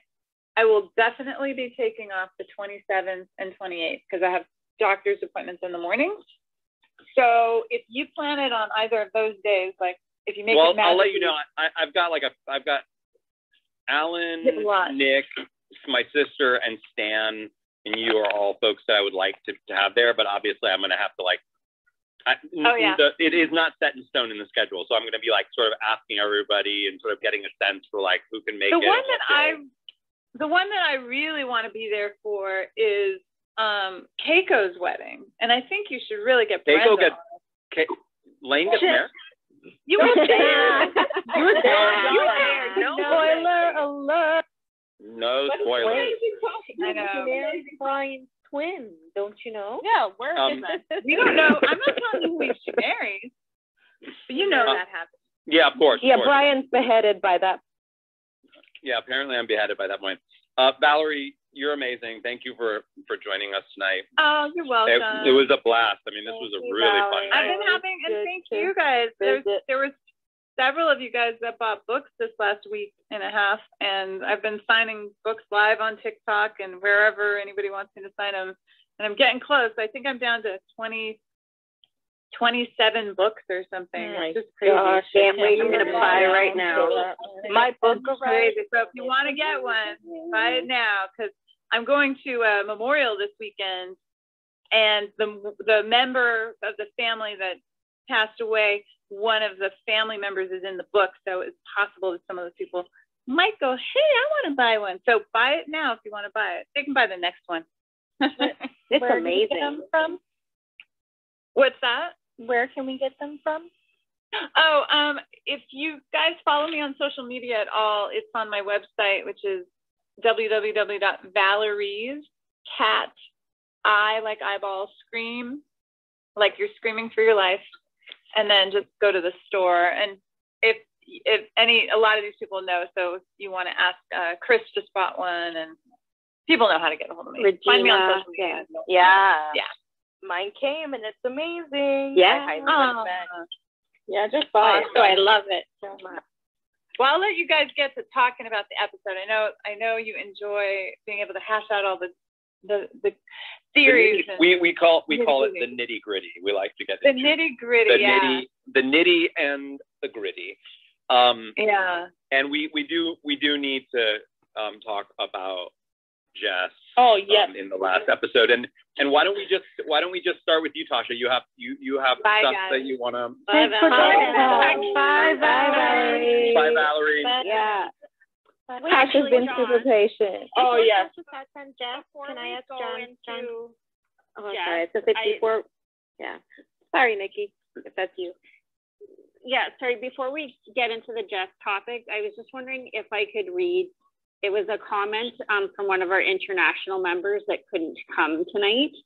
And she had requested in the Bag Boy group that somebody share her thoughts on the previous episode. And if it's okay, if I could just quickly share that, because I promised her I would do that.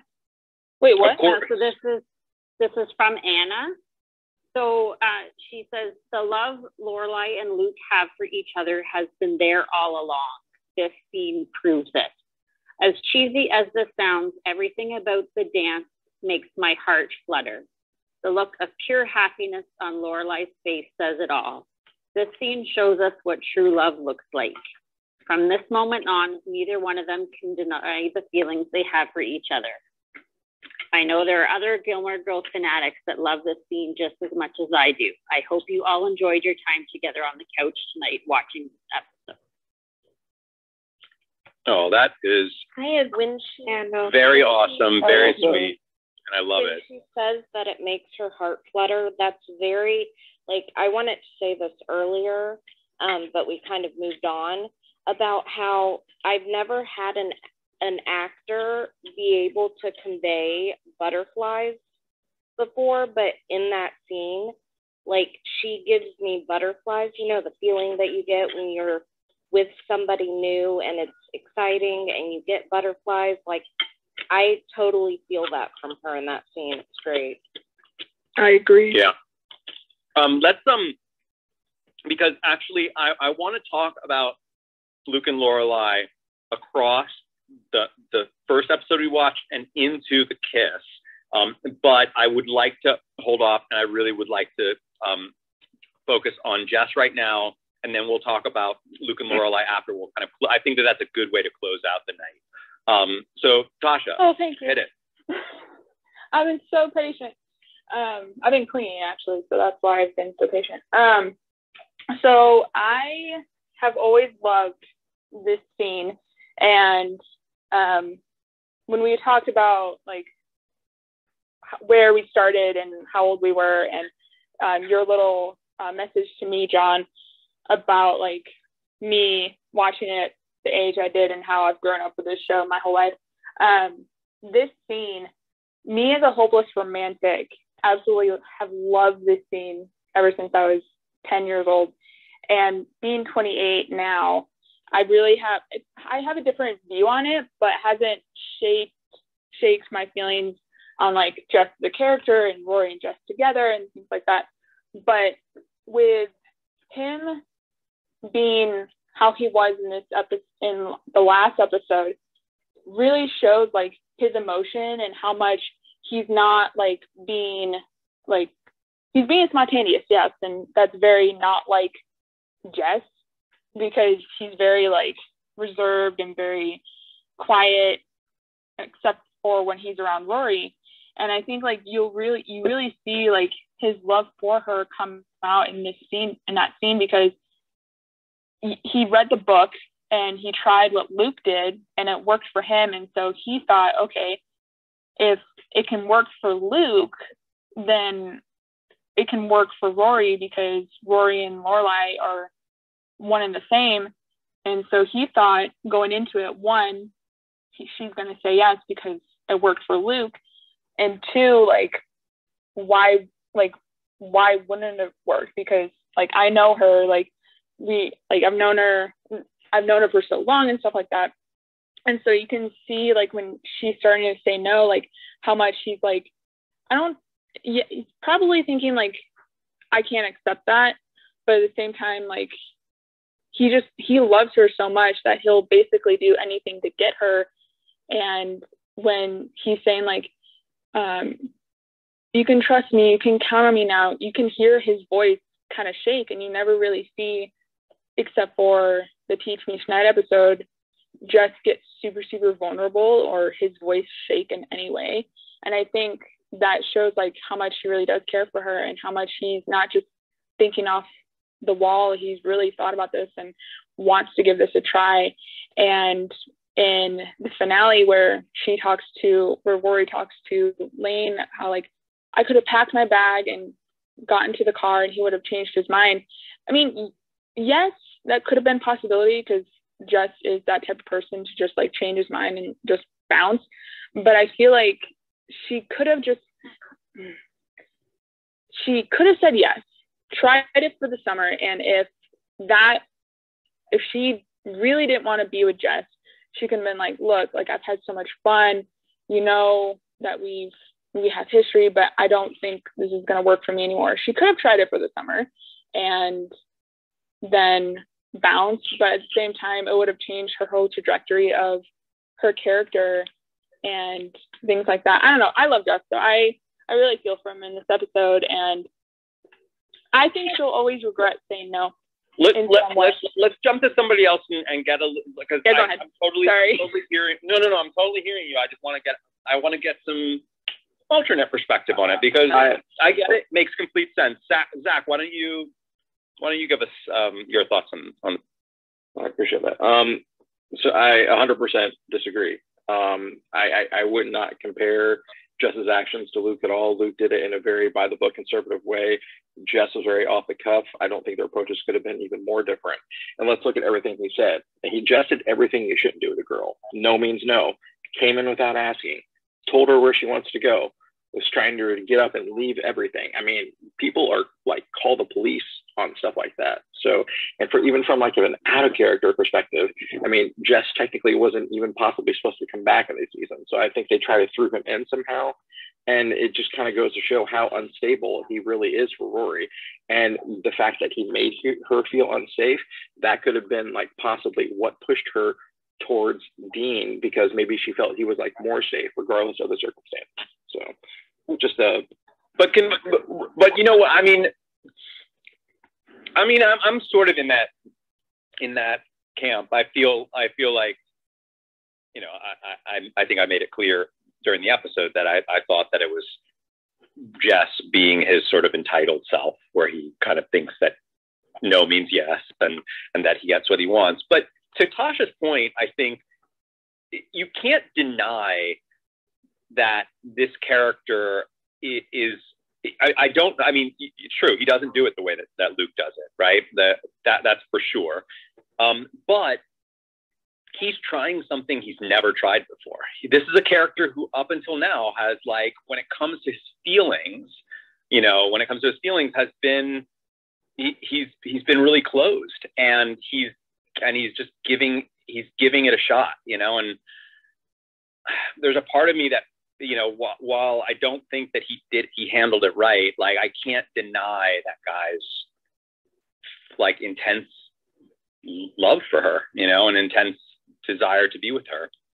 John, I agree. I actually think, no, he didn't do it in the way that Luke did. I think he tried. I think he kind of, just because this is new for him, he's not good with being vulnerable. I mean, we talked about the attachment theory stuff before. but I think in a lot of ways, like, he sort of like misunderstood, you know, a lot of this book. Like, so what he was hearing in the book was like, okay, you have to be direct with people and tell them exactly what you want, which is what he was doing. But he was doing it in a very kind of pushy and like sort of forceful way. And he was trying to use action to show, like, so actually coming up and all of that again, but I think he just misunderstood or sort of interpreted how to actually socially do this, because he's not used to being vulnerable, and not used to having these kinds of relationships with people. And he's young. And I think, Andy's young. You know, I mean, and he's young. Like, that's the thing. Like, we kind of have to give all of these, you know, like Dean, Rory, Jess, like, we have to remember that they are kids, you know, and they, you know, I think that probably he would have, the way that Jess is going to interpret that book is going to be different from the way that an adult man is going to interpret that book. Yeah, and I think, like, with Rory, to kind of like what Tasha was saying, I feel like she really couldn't have done that. I mean, we talked about how she was so stressed. I think that whole year was full of chaos and sort of like turmoil and instability for her. And of course, Jess doesn't know that necessarily, but I think there was no way she could have gone, because she would have just seen it as more unpredictability. Yeah, for sure. I mean, for me, you know, just that's just my theme for the season. It feels to me like this season was about, from the Rory, for the Rory character, it was about how things have become so unstable, and just everything from her academics to her like being away from home, not having her mother there as her rock by her side all the time, like just all of it. And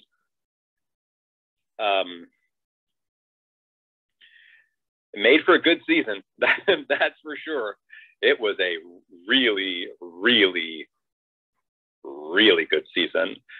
And I feel like season 5 is going to be, I feel like season 5 could be better, even because of now where we're at with Rory. Season 5 is one of my favorite seasons. Mine too. Somebody asked me recently whether or not Rory was still my favorite Gilmore girl, and I said no, that Emily was. Yes, Emily. Yeah, but you know, but now I'm thinking about it, and actually, John, what you said was you would be really disappointed if Rory did get together with Dean, and that would definitely knock her out of being your favorite. Yeah, that yeah, is what you did. And now that I've seen it, it's really weird. I can't explain it, but the kind of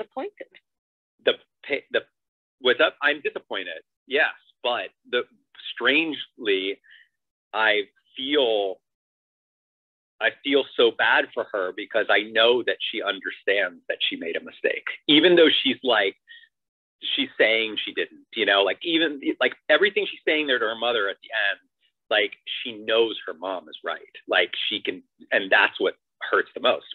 That's why the scene ends with her crying, you know, like in tears on the ground in front of her house, and her mom walking out. Well, and that was after Lindsay answered Dean's phone. Yeah, because but yeah, which confirms what her mom was saying, but I think she knew it. You know what I mean? I think she totally understood what her mother was saying, and everything that her mother was saying, she was just fighting it because she didn't want to believe it.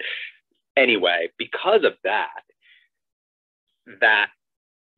like because I guess I feel really bad for her. That also affects how I feel about the character, and it actually brings her back up a bit. That makes me feel like I'm suddenly rooting for her again, right? Because now I'm like, okay, you're at rock bottom right now. There's only one way to go. Like, let's come on, let's go, Rory. You can do this. But you predicted that, by the way. You predicted that the writers may find a way to subvert your feelings and like change. That's true. That is true. Yeah. Writing is good. Just really quickly, I was going to say it's really interesting to me to think back on how Jess is what came between Rory and Dean the first time, and in that instant, outside of her apartment outside of her dorm, there was a chance for that to happen again, and then, you know, she didn't. That's kind of what I keep coming back to. So, all very interesting. Yeah. Yes. Majorly, but so true. Oh, Allison, if you want our app, I want to send you some kernels. John, before you go, I have one question for you when you guys are all done with the other stuff.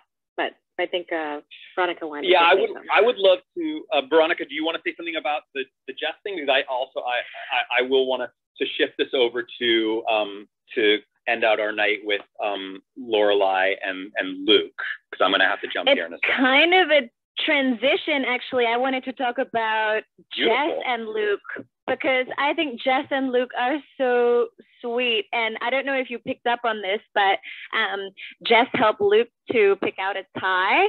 And then the first thing Lorelai says to him at the wedding is, "I'm loving the tie."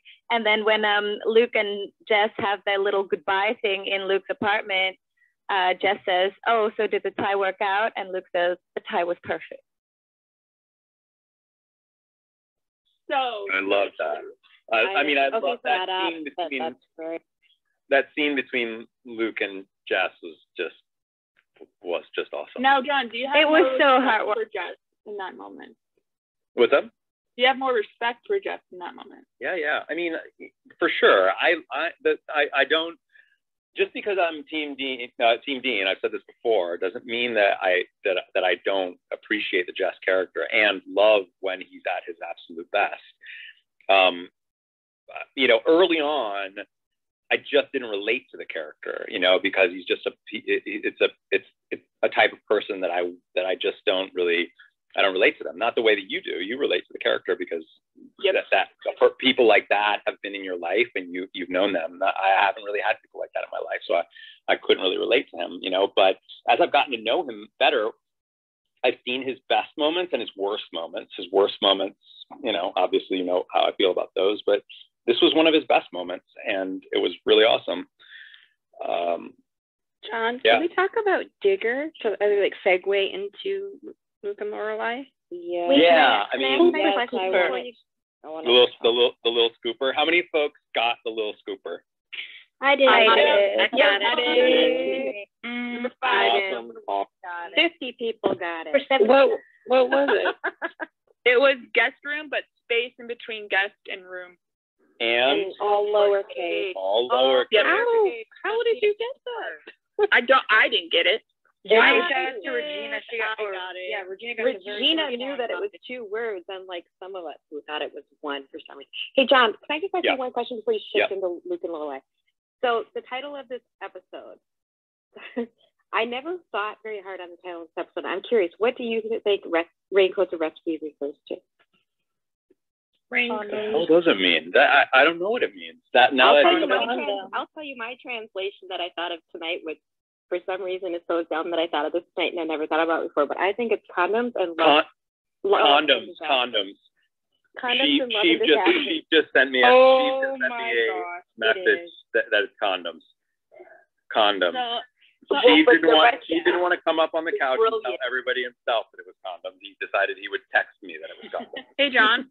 Yeah, and then the recipes is for love and disasters. That's how I'm translating this title myself.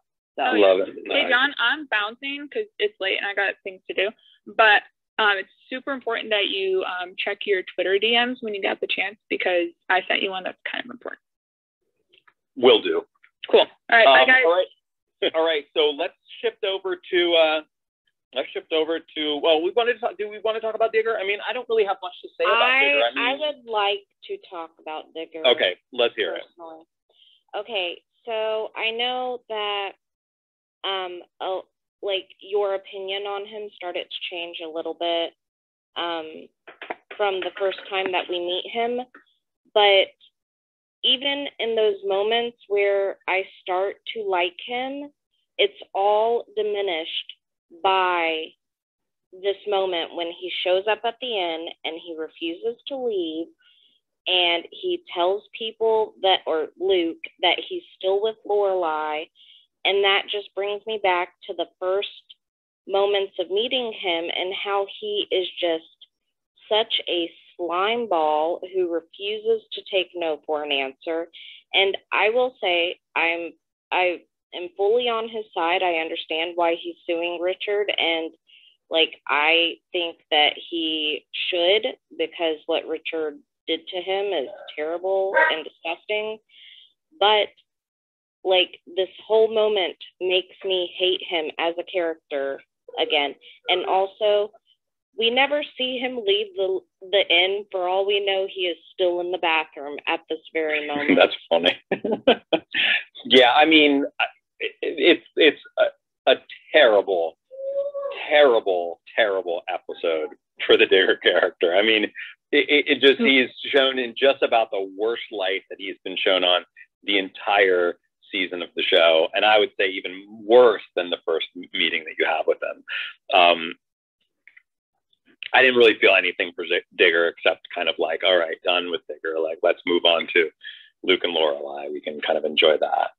Did anyone notice that Digger didn't actually go to the bathroom? Like, he walked over to the dining room where there was just a wall there. So he must have just been standing around the corner. Oh, that's funny. But that's just set stuff. He did leave the inn, though. Like, we know he left. Because they called him and told him his apartment was on fire. They did? Oh, they called him and told him his apartment was. Yeah, but that that's not in happened. this episode. That hasn't happened. Oh, spoilers are. Oh, shit. I was like, I don't remember. It's a metaphor. Yeah. Yeah. All right. Metaphor. But I don't have much more time, so I really do want to shift over to Luke and Lorelai, and of course, after I go, you all can feel free to stay and talk about all kinds of things. We can talk to Steve then. Yeah, at that point, Mr.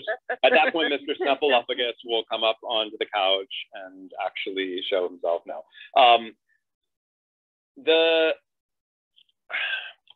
The best moment for me in the whole episode was the kiss. It was, I think, better than the dance. I mean, I totally get that. Like, that dance did a really good job of giving you that feeling of being with somebody for the first time, and just the butterflies that you feel there. But that kiss, not only just awesome narratively, just the acting was also just so freaking cool, because they mirror each other, right? Like, he has the same line that she has, but they deliver it in two very different ways, right? Will you just stand still? Yeah, will you just stand still? Like, you know, like he kind of delivers it in his like Luke, you know, his Luke tone, you know? And then when he backs up, he kind of backs up almost like a scared little boy. And the way that she says it to him is much calmer and much more like, hey, it's okay. It's okay. Just stand still for a second. It was. I love it. And so it's safe to say these episodes lived up to all the hype we gave them. Yeah, they are good. They are good episodes. Yeah, I mean, so now where is it going? You know, like, because Digger's done. I mean, like that there's just no way that character's arc has anything. I mean, it just doesn't even make any sense if he does. And then Max, I mean, that would be really like if they brought that character back. I think I was already tired of the character after the end of season 1. So what's the conflict? You know, that's all I'm asking myself. Like, what's the conflict? It can't just be the conflict of like, can we do this? Can I do this? Like, we need somebody else in there to be a threat to their love. I just don't think that it sustains for 3 more seasons. So who is that? Is it a new character? Is it an old character? Maybe I'm thinking that beheaded by. Yeah. Is it who I get beheaded by? You all really love the whole beheaded thing. You forgot to tell Sean about that. It's just a great scapegoat. Whenever you ask the question we can't answer, it's because you got beheaded. It's because I got beheaded. Yeah. Kirk is a new conflict. He's still in love with her. Yeah. Did you say Kirk? Yeah, remember he asked her out. He's not over. I mean, I think that it's Christopher, and I know that I don't really know exactly how, but you all know that I mentioned that I'm sort of spoiled by the fact that I remember David Sutcliffe on set a lot during our later seasons, and I remember an episode, a commercial on TV. I just have a really strong recollection of a commercial on TV that suggests a conflict between Luke and, well, it doesn't just suggest it. It's more than just a suggestion. So John, I'm predicting that it's Christopher. I'm predicting that Christopher comes back, and that becomes a challenge for Luke in some way, for Lorelai. That's what I'm predicting. What are your predictions? My predictions have not been bad, but my predictions have not been bad. Come on. What are your predictions for Emily and Richard? Yeah, I think Emily and Richard will get back together. I think that Emily and Richard will, like, I have a feeling that, my guess is that the first part of season 5 is going to be really like blatant separation. And then maybe midway through, they get back together. And it's really sweet. And like, we all just are kind of like, oh, I love Richard and Emily. Something like that. And what are your predictions about Rory and Dean? Oh, awful. All right, like my predictions is that this was a mistake and that it's going to be like, it's going to only be more of a mistake. Like it's gonna get even worse. But I also, as you know, I am also spoiled by the fact that I know a Logan character is coming into the show. I know that character is a Yale character, and I know that there's a whole Yale secret society type thing that comes in. So, since you know about Logan. Oh, just quick trivia tidbit. The Teddy Dunn, who was in the last episode, he was originally supposed to be Rory's new love interest, but then, of course, he went on to do Veronica Mars. That is true. You know what? That character, was that the Grant character? Yeah. Okay, so Graham. When that character showed up in that scene, I thought to myself, I wonder if that actor was told by his representatives, his agents and managers, whatever, that he booked the role and it's gonna potentially recur, and they're looking at potentially making this character a bigger character, for Rory. That happens a lot, right? That like. This same year that he was in this episode, he started on Veronica Mars as a main character. Yeah, I mean, so it's like, so I didn't know the specifics of that, but I kind of had this feeling seeing him. I kind of was like, that looks like a character that they thought more about him being on the series. And of course, I know that that's not Logan, so I knew that wasn't going to be the case. But like, what's up with the Marty character? Well, season 5 away. It's her male friend. That's her one male friend that she hasn't. But he doesn't want to be male friends with her. But there's no way that guy wants to be just friends. Like he's actually Mia's nephew. He didn't call him at the bar. Mia, nephew. I don't know. We'll see. So next season starts in a week from Monday. We'll dive into that. I'll tell you, it was really hard waiting all summer when this show originally aired for season 5 to start because I loved this episode and I really was disappointed I had to wait. And now I'm disappointed I have to wait 7 days. Well, so let me ask you, without spoiling me, try your best, always try your best to imagine or try to remember what you felt when you first saw this.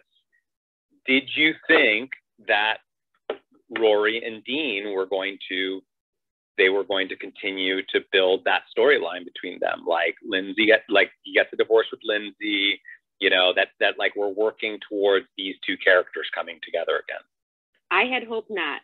I was most excited for the inn opening and the Luke and Lorelai stuff, and I wanted to see what was going to happen with Richard and Emily.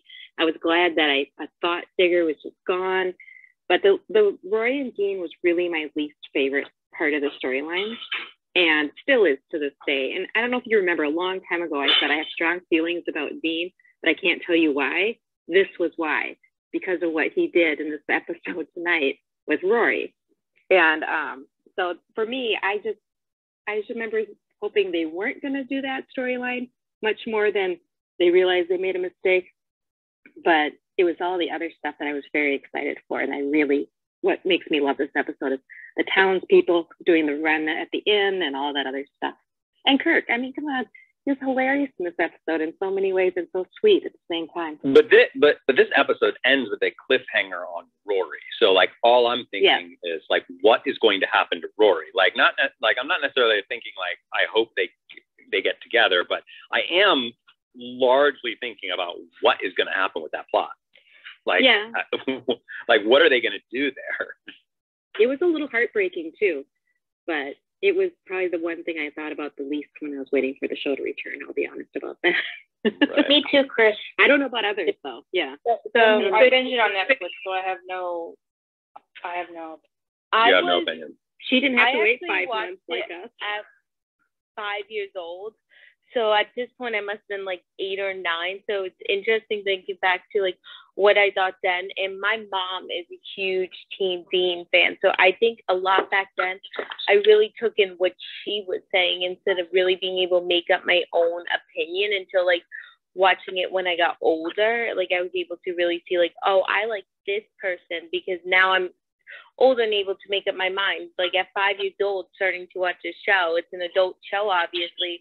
And I was just a little kid. So it's interesting now, like watching back, even every time, like I get different feelings. Like I was like, when I was little, I didn't really think that was a big deal that Rory slept with Dean, obviously, because I was only 8 years old. I didn't even really understand what was going on. So now that I'm older, I realize like how wrong that was. Yeah, and also, I should say that it definitely felt like Dean was really the more aggressive of the two. It felt, I don't know, it felt like he was pushing it a little bit more. Yeah, and he kept seeking her out also. But, she drunk dialed him, or her friends did, on spring break. And once Lindsay thinks this, and then she calls him from a bar. It's like, what? And delivering furniture to her dorm room. So Lindsay's like, great, my husband's delivering stuff to your bedroom and picking you up from the bar and doing all these wonderful things for you. I mean, it's weird. I don't think she knows. I don't think she knows. Yeah. He said she doesn't have she any thinks him out, and she definitely doesn't know. He definitely doesn't tell her that he's going to her dorm or stuff. But like, so I think Rory is pursuing him in a weird, like friendly, whatever kind of front or whatever she wants to call it. She's coming after him, giving him all the signs like, hey, come talk to me. Yeah, you're right about that. That's a fair point. I thought that thing where that little scene before Tom and Ripper, he's like, I'm your friend. Like they were like saying, I'm your friend. Like, did anyone else find that like really creepy? Because I did. Yeah. And he showed up at her house. I'm wondering what would we think about Jess if he would have shown up at her house. So that I was wondering. Yeah, that's actually another good point. Although we probably give it a pass because we've seen him show up at her house so many times because he was her legit boyfriend for a while, whereas Jess was like this kind of boyfriend that like that didn't really come around. It was all like kind of, so it's always sort of felt like Dean had that privilege, like he could knock on the back door and be let in. He's been let in many times by Lorelai, but and so I'm not saying that was right. You know, obviously that it's weird, mostly because he's got a wife. But I think it slips past you because of the fact that it's Dean, and we've seen Dean there at the house so many times. By the way, I'm making folks moderators because I am. So John, real quick before you go, what I know that you were wanting to see some Renaissance stuff happening in the episodes. What do you think about it in the wedding? I mean, I loved that episode for other reasons, but I was hoping that the Renaissance fair was going to be a little more Renaissance fair. Like I was really hoping for like the like life-size chessboard and you know like a guy playing the little like you know glasses of wine, you know, like the people who like kind of like with the little wine things, you know, or like you know booths with like blacksmiths making you custom swords. I was just hoping for a little bit more of that, like more like the Ren fairs that you were hoping they would bring the wine glass guy from Nicole and Luke's crew. Yeah. Oh, yeah. That's right. Would They have had been amazing. the wine glass guy. Yeah. Would have. If I'm being completely honest, like I was hoping for more Ren Fair than that. And now that I know that that's happened, probably won't get a Ren Fair. Like won't get the kind of Ren Fair that I have been to a couple of times in my life, maybe once or twice.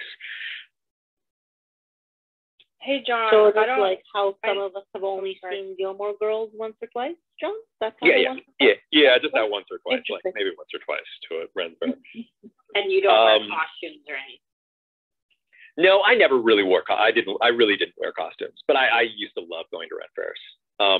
But most of them, you're just there in your jeans and t-shirt, and it's really like the vendors that are in all of that crazy attire. I feel like Brian would have dressed up. Brian would have dressed up. up. Yeah, Brian would probably have dressed up. Yeah, Brian would have probably dressed up. But you know, he would have dressed up, but it wouldn't have looked quite so kitschy. It would have had a little style to it. Because Brian, let's be honest, Brian has style. Brian has style. For sure. Right? I mean, I'll even next time Valerie's here, or if we can get Brenda on here, she used to say that like Brian was inspired by the wardrobe of Dan Palladino. Like it was like she kind of like when she dressed me, she was thinking about Dan Palladino, and he was kind of a nerd. He kind of had that like nerdy chic thing going on. He was always kind of dressed like pretty sharp, but nerd sharp. I love that clip-on tie tonight. Brian had a clip-on tie, and that kind of cracked me up. He stood up and oh yeah. I'm certain there's more. Although there's one episode that Brian has that is just the outfit is abysmal, and we'll get to that. I remember it. It was the only episode where I walked in the trailer and I saw what I was wearing. I was like, oh God, really? But we'll get to that. But it might not be as bad as I thought. I mean, you know, it's been what, 16 or 17 years. So, you know, my perspective on this is all different. Like, I mean, even seeing these scenes with, you know, scenes now after all this time, like a lot of this stuff I just didn't even remember. Like there was a scene in Tonight where I just didn't even remember shooting it. I don't remember it at all. But I did remember the scene where Mrs. Kim comes over and I offer her tea, and I said that the tea that I say is not a real tea. And I remember on set, me and Emily getting into a discussion about it, because in the script it was Lapsang Oolong, And Emily was like, that's not real.